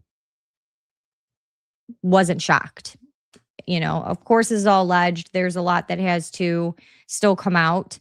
The evidentiary hearing, I think, is in June 29th. So we'll be covering that. A lot of information is still coming out, though. Every day there's more and more and more. So he was supposed to show up for the grand jury. Okay. And he decided that even though he was being forced, okay, that he wasn't going to show up. So they went and arrested him and brought him back, I think, from Montana, I think. Okay. And then he only spent 30 minutes talking with the grand jury, which is kind of a short amount of time. I think even Nancy Gray said that's really quick in and out. And so it makes you wonder why was it so quick? What was said? What went on? And then he went and did a social media post, which I'm going to cover in a video. I actually already pre-recorded that for you guys, going over, you know, the ignorance in his statements. You know, everything with a lot of these kids that were friends with David is I, me. I would never want to be friends with someone who's I, me all the time. And that's all these kids were. Very, very, very crazy. I think they surrounded themselves with David and hitched their wagon to his to grow their own platforms for clout. And then now they're in a doozy here because, again, I don't know how you sit here and say you had no idea. You're there all the time. It's been proven on lives. You know, the live from July 4th, where all this is coming from, is still posted on the internet. And even if they took it down at this point, so many people have saved it, recorded it, you know, cut out the parts that matter. Nancy Grace has, you know, even gotten a hold of it. I mean, people have saved stuff. I don't really think there's any changing it now. So I just wanted to show you guys those few things. The last thing I will show you, while we're on a live, because we're already in the midst of this, is the private investigator that the homeowner, so the home that David was renting the house from, they hired a private investigator to help look for Celeste. Okay. Steve Fisher is the PI that they hired to do this. And so he posted this on April 29th saying, now that the prosecution has released a briefing for a preliminary hearing in the David case, we are releasing the surveillance footage of the Tesla being moved on July 29th. The driver is lighter skinned with long hair wearing a red jersey. I personally could not really tell. This is very blurry of whoever is driving this car. I guess maybe it is lighter skinned, but I could never tell you who that person was, or to me, that's nothing. But this is the Tesla being moved around the neighborhood. So again, this is the Hollywood Hills. People have cameras, and there is more than one Ring doorbell camera footage being given for this car being moved around, allegedly. So this is just one of the times the car was moved around. And the reason they moved it around is so that the smell from the trunk, you know what I mean? I think they figured they could get away with it and eventually to get towed. And then you know what I mean? It'd be when it got to the tow yard, if no one picks it up, it was just going to get crushed and then everyone was going to go about their day. That's not what happened because of the smell. So that's the Ring doorbell camera footage. And then we'll get rid of this. And then the very last thing we're going to go over in this live is another one from Steve Fisher, the PI. And it's going to be, oh no, it's not from the PI. I'm sorry. It is going to be the breakdown of, for people that don't know what a frunk size is like for a Tesla. I did not know. I do not own a Tesla. I have no interest in owning an electric vehicle. But this is the size. Okay, so they simulated,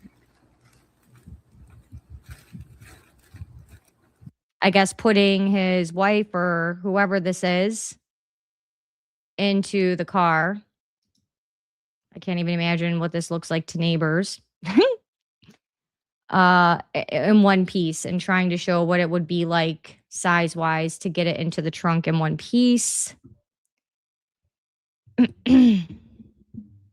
First off, dead body weight is a whole nother ball game. And this is the other thing that's coming into play is, you know, did he have help? Because how do you go through all this, right? So this is the size of the frunk. I don't think, no matter, you couldn't turn it this way. I am, let's see, 5', 1.5", same size as Celeste. This is our Model Y Tesla. These frunks are small. My husband, 5'10", works out, can squat 250. He struggled picking me up. Yeah, so, you know, David is 5'3", 5'4". He is a very small guy. So, again, I think it comes back to, you know, would he be able to do all this by himself? I think is what a lot of people are asking, and people had to have knowledge. But again, if she were to go this way, she wouldn't be able to lay in there at all. So this was the only way to work going with Wise. But then again, you're not, well, I guess you could shove it, try it, attempt. I mean, but it again, it brings to this part. This is, you know, this is why this part had to happen. Oh, okay. So see, he's showing.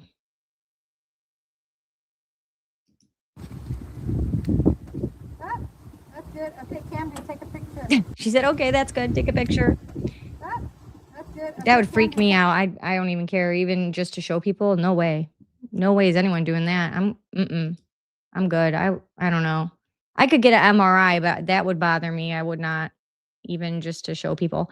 So I just wanted to show you guys those few things. I thought those were pretty important, especially the footage that Nancy Grace was able to, like I said, make that sound isolated to where we could actually hear in depth or better what was being said. I thought the frunk that we just looked at, I thought that was a good idea as to of why people were like, oh, well, why did he have to do what he did to her? Well, in his mind, I guess this was the way. Like I said, I would have sunk my car in the bottom of a lake or something. I don't know. But then again, he kept the burn cage that he ordered on the internet that he never used. I mean, 2 chainsaws were found. I mean, we're going to go through a lot of this case. So for those of you that aren't super familiar or haven't followed it in depth, we are going to be breaking this down. It is very gruesome. It's very, very... It's shocking to think that someone in this day and age would think that they would get away with this. You know, he ordered all this stuff off Amazon, picked a name, Victoria Mendez or something, like he made up a name. You know, he ordered a literal body bag, like what professionals like use, and put parts in there and then the rest in a garbage bag in the trunk. Why wouldn't you just put it all in one body bag, or why wouldn't you order 2 body bags off Amazon instead of 1? But it was actual, like, quality bags that like the police, the coroner, like would use from Amazon. Then I thought to myself, you know, he had a casket in one of these music videos. And I was like, can you order a casket on Amazon? I was talking to my husband. I'm like, there's no way you can order a casket on Amazon. You can. Look it up. You can order a casket on Amazon for delivery relatively faster than you think. We learn something new every day. You truly can't order anything on Amazon, I guess. I was shocked. So just in case you were wondering, you can do that. You can do that. So the other thing I guess we could go over is right around, let's try here. Nancy Grace is interviewing Joseph Morgan Scott. He does great interviews. He was wasn't he a forensic pathologist? I hate saying that. I don't remember at the moment his exact title, but he does good work. She's going to talk to him about, again, the alleged rumor that Celeste was pregnant. I can't find that online, much less the prosecutors. I want you, Joe Scott Morgan. You're the death investigator. While they're all laughing and looking for their body glitter, where's Celeste? Decomposing there at that residence. I can tell you what she looked like. I can tell you what she looked like relative to their current, their present at that moment in time. And yeah, they did use past tense, but let's understand her mortal remains are just on the other side of those walls, Nancy. Let that sink in just for a second. She's in an advanced state of decomposition. She's been packaged. The child has been packaged after having been rendered down. She's in multiple elements, Nancy, and not all of them are solid. The ME actually talked about liquefaction of remains. That's what she looked like. And I think that people need to strap in and understand that it's not just the principal that's been named, that's been charged in this case. It's all the circle that surrounds this individual that is inside of that domicile. You're going to tell me that no one smelled anything? You're going to tell me that no one saw flies? That they're just going on about their business as if it's another day? It is absolutely positively disgusting, Nancy. Yeah, I can tell you what she looked like. You mentioned once it's like they are dancing on her grave and her coffin, so to speak, from our friends at Fox 11 is David Anthony Burke, aka D4VD's Tesla. We just showed you the video of that aerial shot where her body had been discovered due to the stench of human decomposition. Dr. Bethany Marshall joining us, renowned psychoanalyst. Dr. Bethany, what is wrong with these people? They're like, they're in there. Don't let them hear what we're talking about. And you see the girl. I think that's how I first met him. I think this is where she talks about the pregnancy. Hold on. In fact, that's how I first met him in the Fulton County District Attorney's Office. He was working with the medical examiner's office with 10,000 plus death scenes under his belt.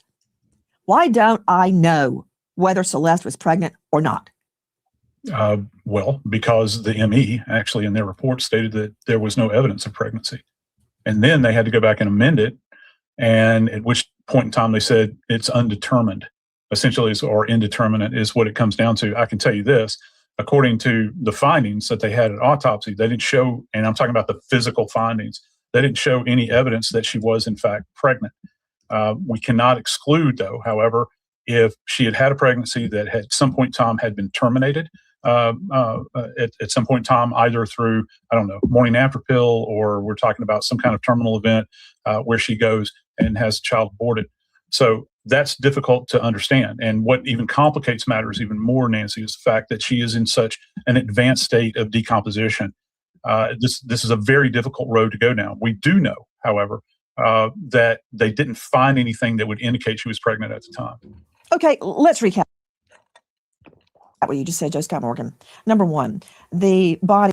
So basically, it comes back to at the time of death, she was not pregnant, but it's being talked about that she was pregnant at one time. Again, there's text messages of her discussing that with friends, talking about the morning after pill, talking about the A option. and so on. So I think that is being put together more on the digital forensics aspect of conversations that she was having.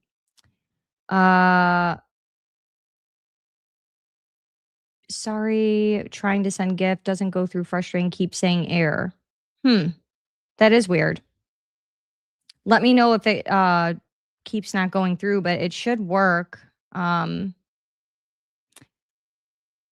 Anyone else, if you're, because I know people do send super chats and things like that, let me know if everybody's having an issue or if it's just DKB.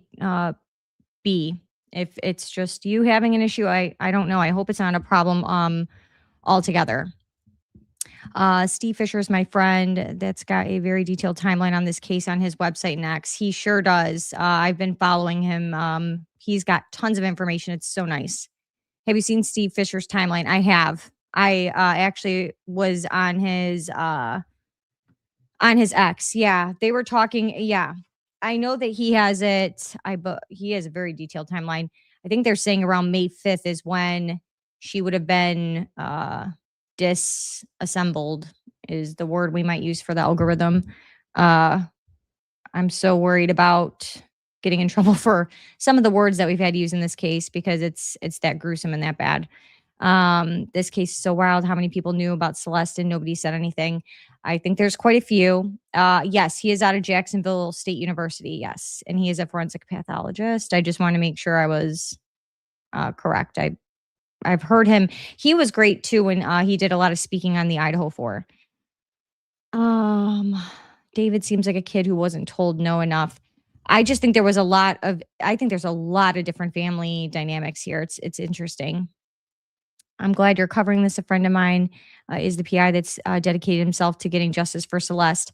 That's awesome. I actually emailed him on X to ask him to come on and do like just an interview on the case in general and what the work he did in this case, because I think it was wonderful. He has not responded to me yet. So if he is your friend, maybe you could ask him if he's willing to make an exception and do one more interview. I know he did post on his X saying that I think he was getting probably bombarded about interviews and said that he wasn't going to continue to do them just because he's already done some of them and he doesn't want to keep like reiterating the same thing. But it would be wonderful if he would just answer, even do a 30-minute interview for the channel, just in the great work that he did here to keep the case in the forefront in people's minds to get justice for Celeste. So yeah, if he's your friend, I emailed him or I messaged him on X, Patriotic Housewife, and I never heard back. I could totally understand that he's busy and he wants to get justice for other people that, he's helping to get justice for, but it would be really nice. I'm trying to get to where we do a few more interviews on this channel as well. I think it's interesting and I just think it's really nice to do. I've done Sam Parker, Ryan Matta, several, but it would be nice to keep on going with that. I've done some off record just to get, information that would be good to get out to people, get truth out there. And so I do them off record. That way we could just get more truth out. And if people are more comfortable talking that way, it's sometimes better to go that route. Obviously you lose the interview for the channel, but sometimes, it's not about the views, it's about getting the truth. So I use my discernment when it comes to that.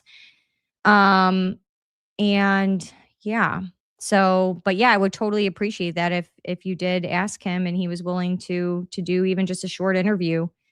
I would love to ask him just a couple questions. So that'd be awesome. Again, let me know, guys, if super chats are not going through. I don't know why they wouldn't, but hopefully that's not the case. But lots of weird things are happening on YouTube these days.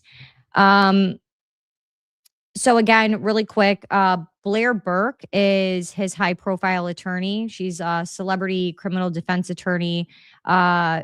She charges buku dollars, as they say. And she has represented like Regina Peter, several celebrities. Like I said, she's a celebrity attorney. And so that's who his attorney is. he hasn't made enough money in his career. Let's say if, he has his $3 million advance and we know he spent some of it, whatever he has left, I guarantee you it's going to the attorney.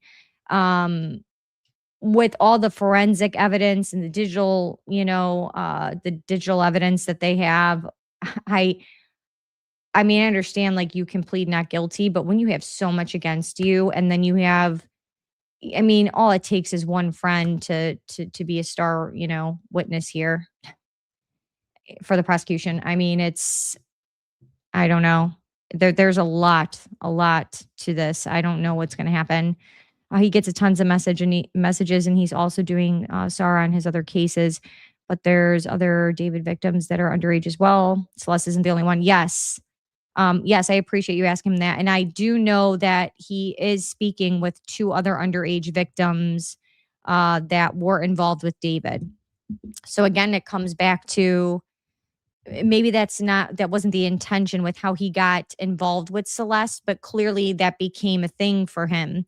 And again, what's being alleged is that she found out that he was having relationships with other girls, other younger girls, and that is what provoked this argument. They broke up, she went back home, and then the night before, I believe it's April 22nd, I think, according to Steve Fisher's timeline, that this arguing is going on where she says, well, I'm going to out you. And then on the 23rd, he orders the Uber to bring her to his house. And then it very quickly, I mean, I think he said, because I even wrote down what his timeline was. I mean, she had to be, this all had to happen within like the first, I believe it was 20 to 30 minutes of her being in that house. And then he's texting and trying to form some kind of like alibi and so on and so forth about, oh, where are you? What's taking you so long? Whatever. And he's, driving, I believe it was to Santa Barbara. And then the next morning comes back. And that's when he has the album release party on the 24th, the next day. And then the day after that, he leaves for New York for 3 days for the pop-up. And then from there, he goes to Houston because he's from Houston. So, yeah, so that leaves us at April 25th, because by the time he leaves Houston, and everyone was kind of, I think, speculating May 8th. And I think now it is May 5th is what they're saying is the day that he would have done the so on and so forth. You know what that word is. To be able to, yeah. Yeah, it's crazy. So let's see. Oh, Peaky Blinders, thank you for the $10 super chat, allegedly. Yeah, everything is allegedly. And anyways, whoops, sorry guys. Anyways, even with stuff like this, I think it is important, and I need to be, continuous when I say this about, innocent until proven guilty, because regardless of, what our opinions are and what it really looks like, I have to be fair about it, because I'm sitting here saying, okay, well, we're looking at Tyler Robinson and all these other people. And, even with Karen Reed, just because charges are brought against you doesn't mean anything, even though I truly believe that I don't even know what the other alternative here would be. I think we don't know, but we know. But yeah, it doesn't look good. And that audio looks horrible. Obviously, there's more than just him, because someone said me and David. So obviously, somebody's throwing their hat in the ring with David's. I feel like Neo knows a lot about Celeste. I think so too. I agree with that 1000%. He certainly thought this out. Yes and no. I think he thought certain things out, but I don't think he planned well at all. I don't think he thought this through completely, because there's a lot of things that he could have did, you know what I mean, to not end up where he is right now. That he didn't do. So I don't get it. You buy the bird cage, you don't use the bird cage. So why would you keep the bird cage at the house? Because this girl's reported missing. They're going to come looking for her. So you thought, hey, no big deal. Like, I'll just have all these these items that don't look good when a girl is missing. You know what I mean? Like the common sense is not so common anymore. You know, it's I don't know. Again, you could say, you know, this narcissistic, cocky confidence thing is going on, but like that's not even that. That's just brain dead. That's just being stupid. I was amazed at how much David's Discord knew and his mods were so willing to delete everything. Yeah, that's very interesting. And again, a lot of these friends, they were on lives, they're in Discord, all these things were saying that stuff. I believe a lot of the Discord stuff was deleted. The one live that that was in that documentary, and I actually do have the other clip of it. I think that whole thing is gone. So that's why they couldn't talk about what was being talked about before she made that claim. And then he's like, oh, like she muted it. And she's like, oh, you know, we got to get off, delete it, you know? So yeah. I'm going to send him the live right now. Oh, thank you. We're going to be getting off here, but if he really wants to do an interview, just tell him to message me back on X. Otherwise, patriotichousewife@gmail.com is my email. Discord should be able to pull the server. Yeah, I think that they can. They did with the Charlie Kirk investigation with the Tyler Robinson stuff. They were able to say, oh, this person was in Discord, but these conversations didn't happen, blah, blah, blah. So I'm sure they'll be able to get a hold of that stuff. And I do think there's a lot that they have, obviously, that we are not going to know until trial and the evidentiary hearing. I think they've given us a lot so far. I personally feel like they've given a lot anyway. So you were just poking. No, I know that. Everyone gets mad with the allegedly. Why do people say allegedly so much? I'm like, well, because people are lawsuit happy, and you know, I don't have all the funds to take on a lawsuit. I don't have, it costs thousands and thousands and thousands to fight these attorneys. And so, you know, yeah, I agree. I think a minimum he's got issues with so this is a very good point, actually. So I'm going to bring up a couple things. That alone with how many terabytes was it? It was something crazy. I know it was terabytes of CSAM that was found on I believe it was his iMac, that was seized. Here's the thing. That alone is going to put him away. Let's just say for some reason there's some kind of defense. It's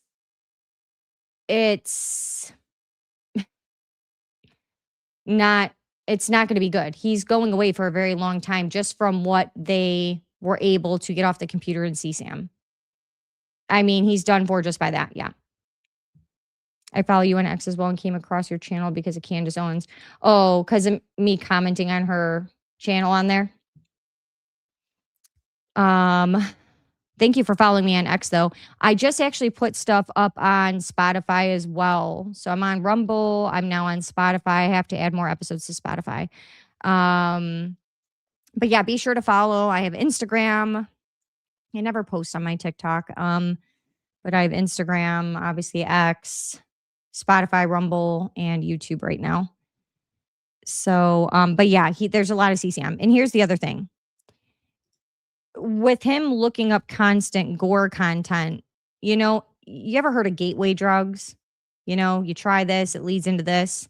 It's kind of the same thing when it comes to this type of content. Typically, when you're consuming, you know, gore content and things like that, and you're in these gore communities, and you know, it's talked about and it's proven that it's, you know, it's like the gateway drug to CSAM. There's a lot of talk about that, and so that's a big thing. That's a real thing. So there's like, it's called fringe content. There's like, they say there's an overlap between the two. And so it's like some it's like 65% of individuals who view CSAM also viewed fringe, extreme, and radical online content when it comes to violence within the same like year. And then it goes on to, to other things. So there is, I always say like, it's like the gate, there's gateway drugs, same thing, just with content. And so, you end up with this really sadistic interest in general. And it also becomes an active sexual sadistic interest is basically what they talk, what they talk about. Yes, there is a high correlation between the two. Yeah, I stopped posting on TikTok because I actually got a slap on the wrist for, you can't tell the truth on there. So I was like, they said, oh, well, you can't be in the creator program anymore for 30 days and you got to reapply. And I said, whatever. But yeah, so it's kind of a gateway type drug, but it's just different content, but the correlation is there. The connection is there. And so is it shocking, that, he's talking about having this accidental video run in with this cartel graphic video, and then he becomes obsessed with it to where he wants to consume tons of gore content, and then next thing you know, we're on to other things. Not really. It's something that's talked about. It's something that's known. So again, I will be covering this case a lot. I'm going to be posting videos going over several other parts of this case, Neo, several different things. So just be on the lookout for that. I know that this is not going to be everyone's favorite topic. It is gruesome. It's gross. It's disturbing. It's all these things.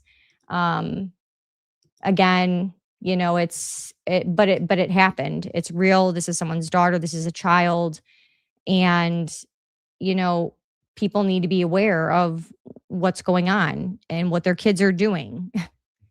This is on a lot of people. It's not just on one person is what I want to say. So, again, thank you, Peaky Blinders, for the $10 super chat. If yours went through, I'm guessing they do work. So, it might have just been for the other person. I bet it was just something on their end. Maybe I know when I was sending things in the chat earlier, when I was writing back to you guys, I've tried 4 times now. I know that people, the first time they've tried, sometimes like it gives them a hard time, but there's something that they had to do on their end, and I can never remember what it is. So I can't really help because I can't remember what it was that people have an issue with, and then they're able to fix it eventually. But I do know when I was typing back in the chat earlier, because I don't really get to type in the chat with you guys because typically I'm always talking and pulling things up.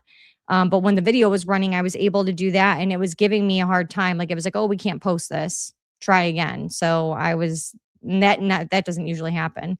So that was weird. I think his homeschooling isolated him, and his little 10-minute documentary was eye-opening. Yeah, I think it definitely isolated him, and I think I do think that documentary had a great point. Sorry, guys, I have to move around. I'm getting sore from sitting. I do think that being isolated changed things. I think there's a level of resentment. He keeps talking about being homeschooled and missing out on opportunities and missing out on dates and dating and school dances and making friends and keeping up with friends and being involved and so on and feeling included. And in high school, when you're a teenager, those things matter. Those are things that everyone should experience. And even if you're homeschooled, they still do have things like that. And typically parents still put their kids in, dance class or music class or, what have you. You still have to socialize your kids, So obviously there's a lot of disconnect there that happened. How much he told his parents, I don't know. He says he told his parents. I'm very curious. I doubt his parents are ever going to speak out about this, especially right now until the court is done with, or we're further along into this. I don't know. I'm curious to see if we're even going to have a trial. Is he going to end up taking a plea deal of some sort. I don't know. Again, I think the charges for the CSAM alone on his device, I think that's already done him into some serious time. So I think he's in big trouble regardless, is what I'm saying. I think he's going away for an extremely, extremely long time just from that. I mean, when you talk about terabytes, I mean, that's a lot of content that they were able to pull off his computer. So that's just my opinion on it. Like I said, we'll keep an eye on it. So yeah. What did you think of his younger brother's statement after he dropped his music? I am really surprised that his brother did that. That is so weird to me that his brother is brought up on charges, right? For this whole thing with Celeste. Everybody's like, I had no idea, even though he brought her to meet his family. He traveled with her. They were at concerts together. I mean, it's weird. And then he decides this is the perfect time for me to drop my album.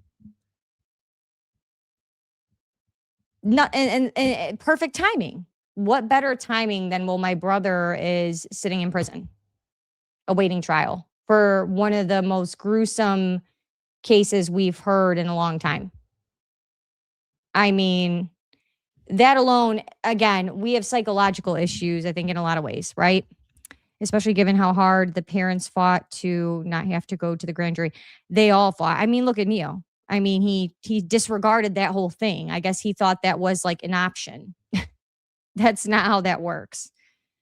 And then ends up getting arrested and then gets mad at everybody else, and goes online and has a whole hissy fit about, woe is me, poor me. No, not poor you. You know what I mean? You put yourself in this situation, play stupid games, you win stupid prizes. Here we are. His attitude is all wrong. All of their attitudes are all wrong. All their morals, in my opinion, at this point. Again, you can't look at these videos and say that people didn't know. This is just my opinion. My opinion, not fact.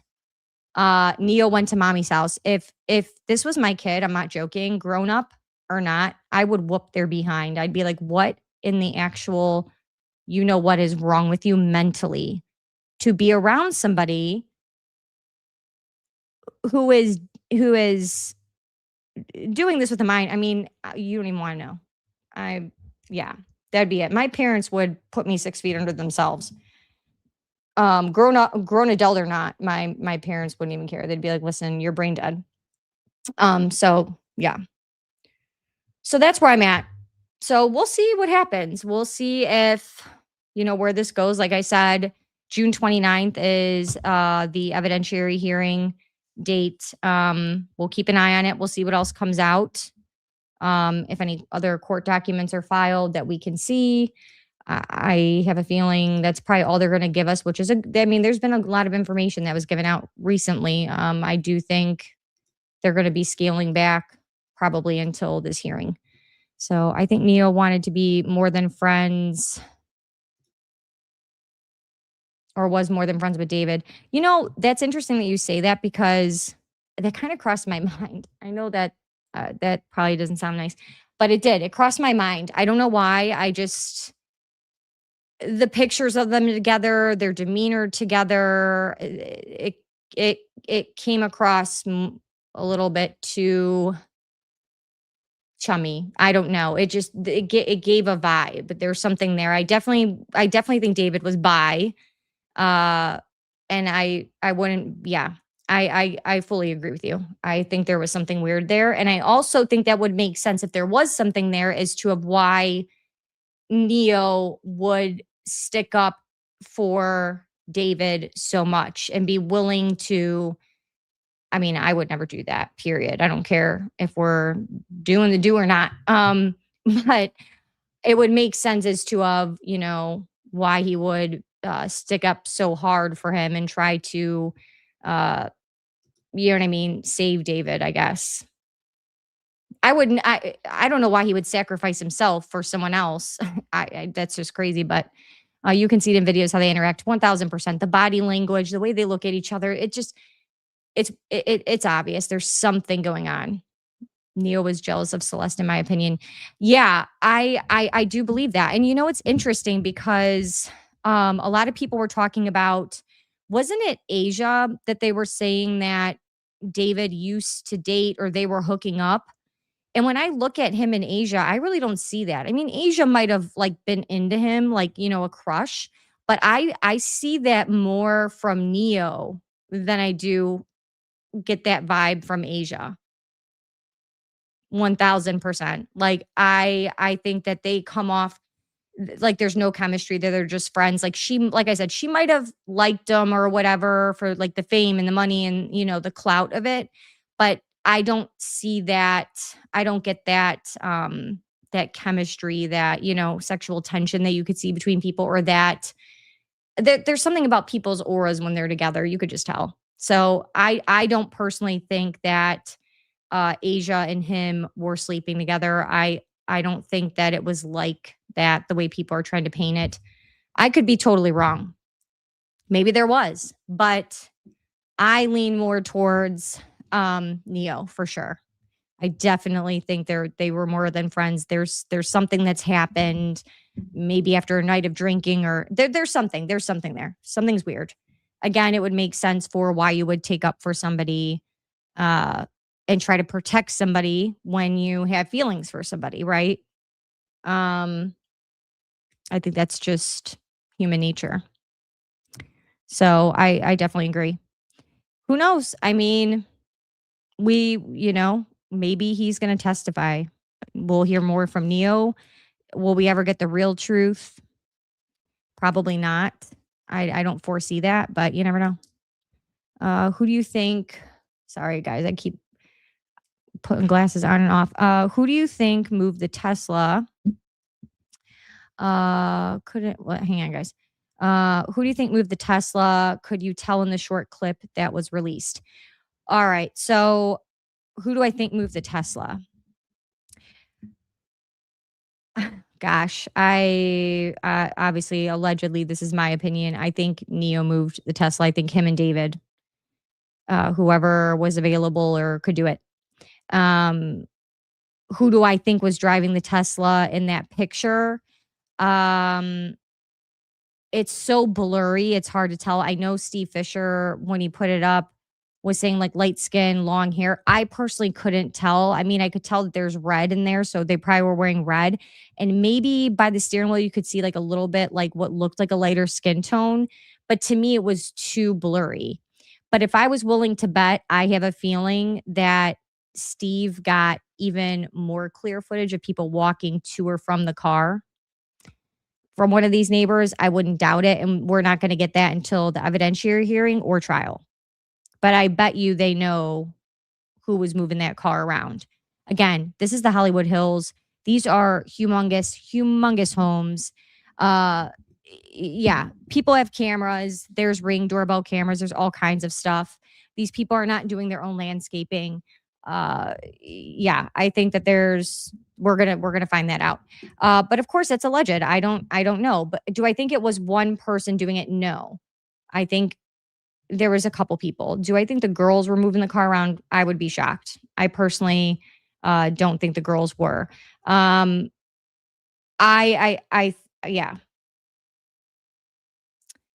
That's just my opinion, though.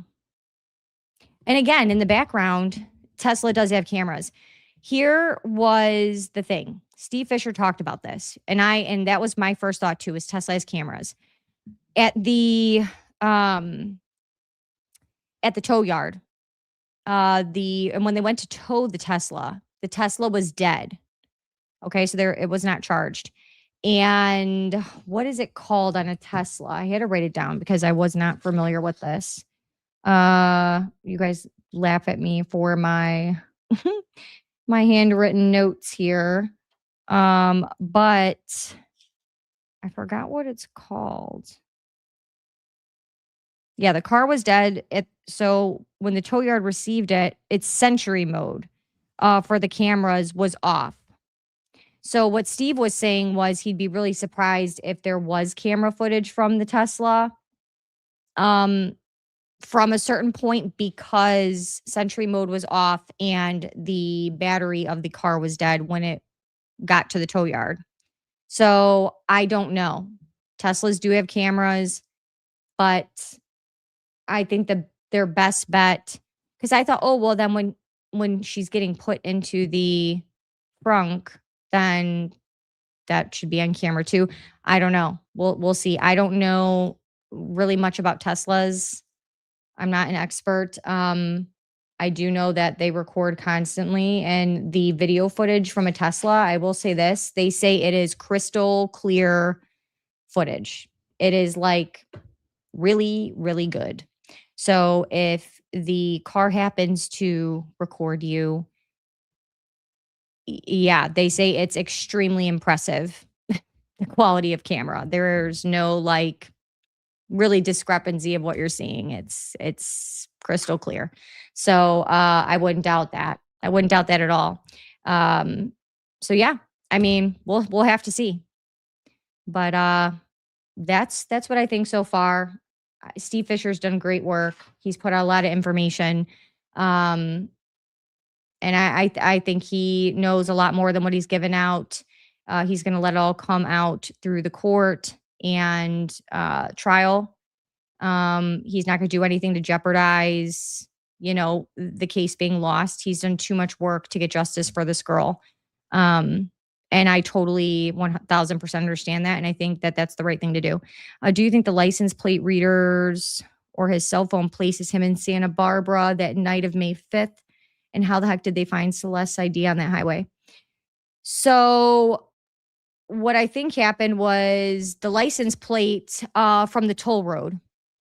There's cameras throughout the toll roads and stuff. And even if it's not where you pay tolls, there's still random cameras on the highways that they use for traffic, for news stations and so on and so forth. The license plate was recorded on all that. They've said that they had that. The phone, I could have swore I heard that he left the phone at home.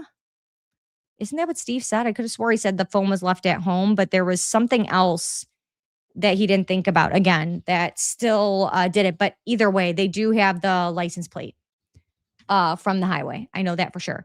IDs on the highway, I think a lot of times that those are found from people cleaning on the side of the highways. They do have people that come out.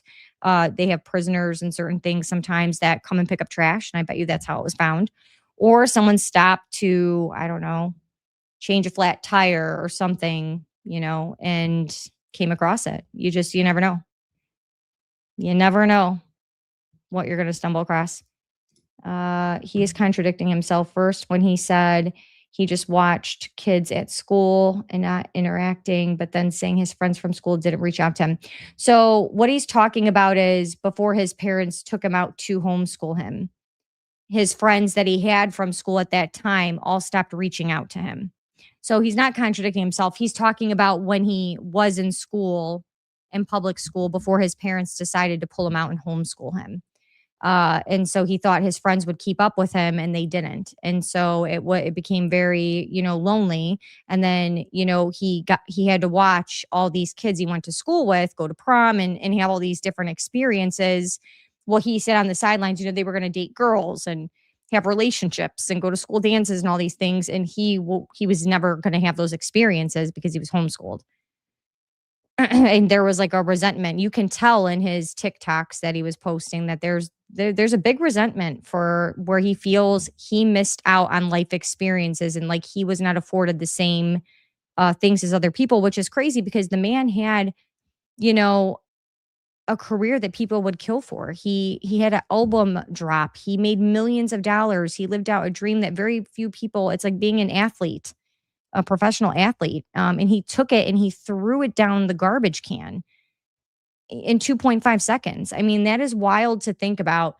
Like the things that people would do to make it, the things that people would sacrifice to make it in something they love. I hope one day that I'm blessed to have a bigger channel and be able to, do this full time and build a community and do something where I can, help save children and prevent crimes against children and do all these other amazing things as well.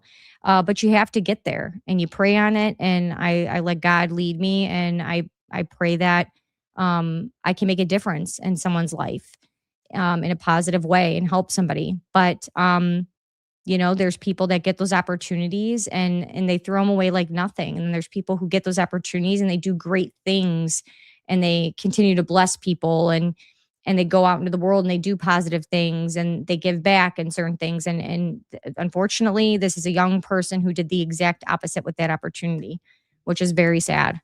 And then blame all these other people. There's plenty of people that are homeschooled that don't get socialized, that don't go out and do things like this. So accountability is key here. You think he would have burned that ID or gotten rid of it another way? Well, that's what you would assume. I also would have assumed if you bought a burn cage that you would have used it. And if you didn't use it, you would have got rid of it. You wouldn't have just like left it assembled and chilling. Knowing that this girl again is been reported missing and they're going to come look for her. I mean, let's see. It was from cleaning the highway. Yeah. It definitely had to be something like that. What do you think about TikTok taking his account down and the evidence that it could have taken away? My guess would be that stuff. I'm sure TikTok and all that, they're probably going to get subpoenaed for that footage anyway. They probably took it down just for the fact of they don't want people going over it and they don't want it being,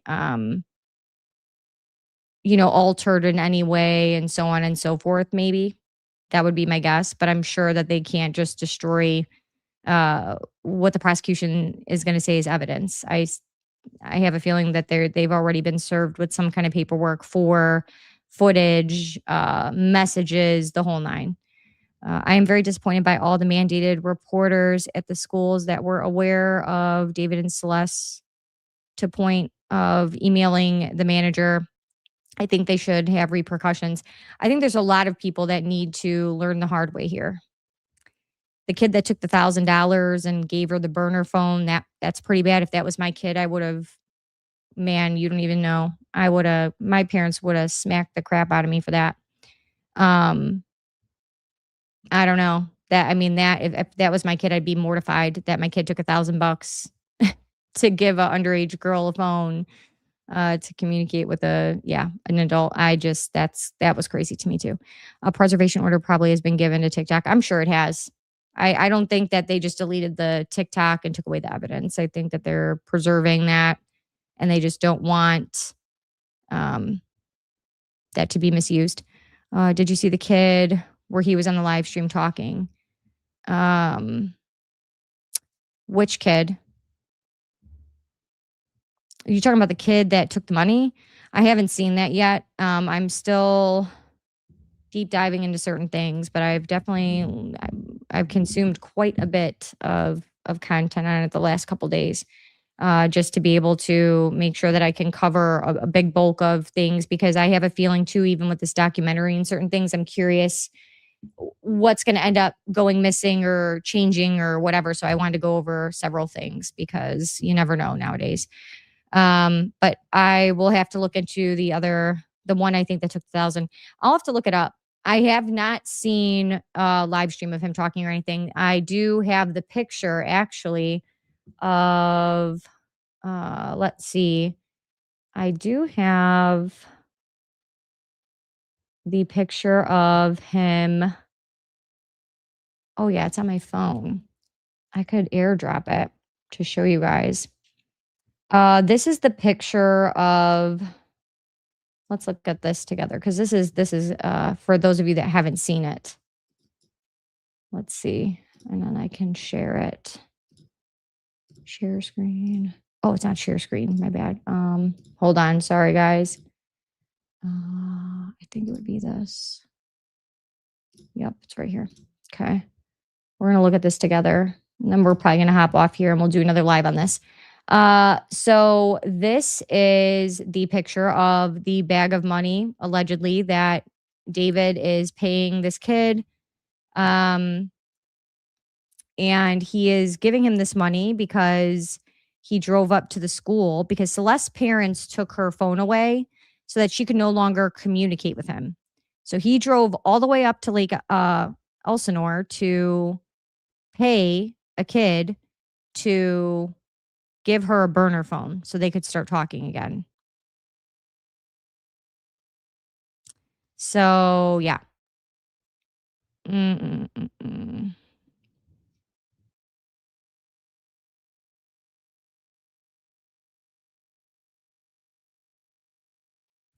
I'll have to look up, but it's members only. I'll have to look it up, or I'll have to see if I could find it. I'll write it down, Ethan. And then I'll write down that just to see. But I'm sure there's a way to get it without. You're good. I appreciate you guys spending all this time talking with me about the case. All right. So we're probably going to leave it here. I think we've covered a good amount for anybody who doesn't know about the case or they're not familiar. I'm sure they have a good idea now. And I do think that to start off talking about the case, I think this was a good way to do that by watching this documentary and then going from there and talking about certain aspects of the case that I think are strong. You know, I think there's a lot of things here. The video footage that Nancy Grace has where she was able to isolate that audio, that is huge. And that's not even getting into the gruesome details of this entire situation. I mean, the amount of evidence that they already have mounted against David is, I mean, it's significant. The only thing I could think of that the defense would have to use against him is that somebody else close to him did this. I mean, that's the only thing that I could think of. I mean, I don't know. It's crazy. Have a good night, and I'll reach out when I hear back from Steve Fisher. Thank you so much. Yeah, my email is patriotichousewife@gmail.com. It's in my bio, so you can always just email me and just remind me. And then hopefully he'll answer me on X, or again, my email's in the bio here. But that would be amazing. I can't even imagine what that's like to, you know, he put in a lot of time, and I can't even imagine the amount of hours to, you know, make sure that this kept being talked about and pushed out there because nobody was paying attention. If anyone was really paying attention, this girl would still be here. And unfortunately, this is where we're at now, and there's nothing we can't go back in time. We can only go forward. So all we can do is keep pushing.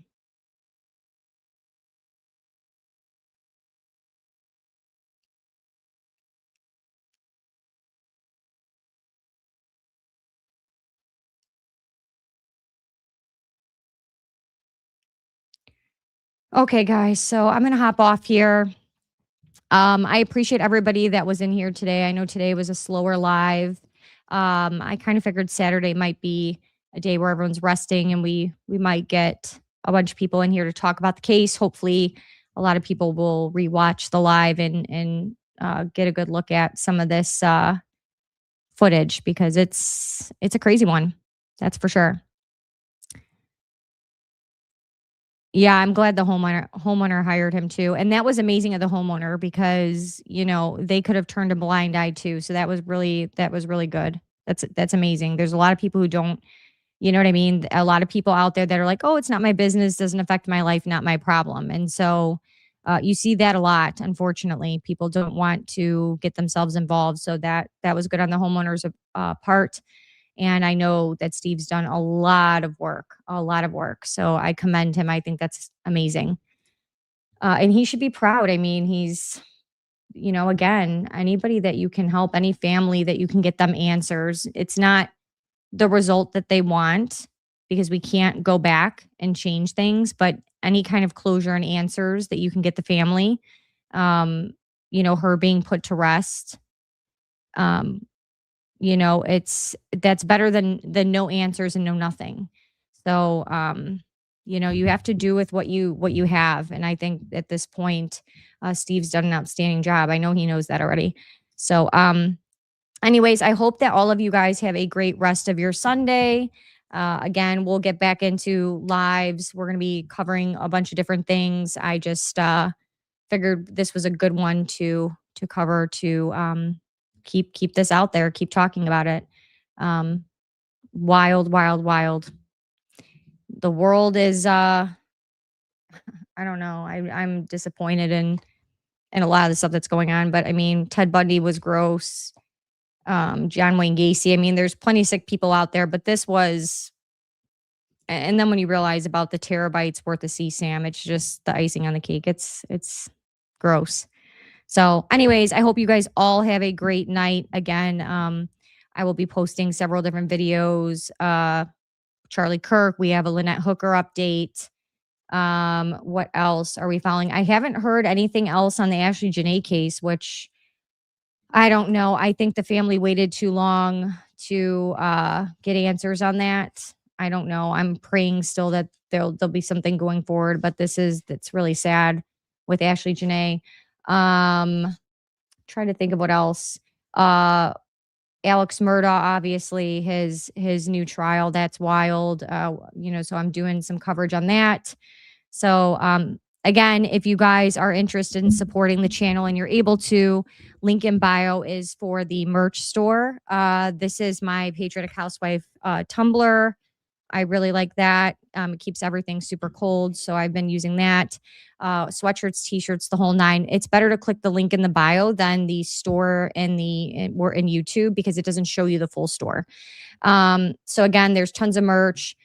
We have 3 different memberships. I am going to add for the top membership. I think I'm going to add one where we do 1 or 2 members only lives a month. I think that would be fun. And then it gives you guys the opportunity to kind of tell me what you guys want to talk about. So I think that would be a great thing to add to the channel for members only. Again, it's a great way to support the channel. Obviously, the more support we get, the more I can upgrade what I use to edit and to create better content and so on and so forth. And also hopefully be able to, pay Kristen to help me research. That's the goal. Autoimmune changes you. And so you have to adjust what you do for a living where you can, work, but with your condition. So this has been a blessing, and I love doing this. So again, I appreciate everybody. I hope you guys all have a great night. Praying for everyone, and I'll see you guys all in the next live.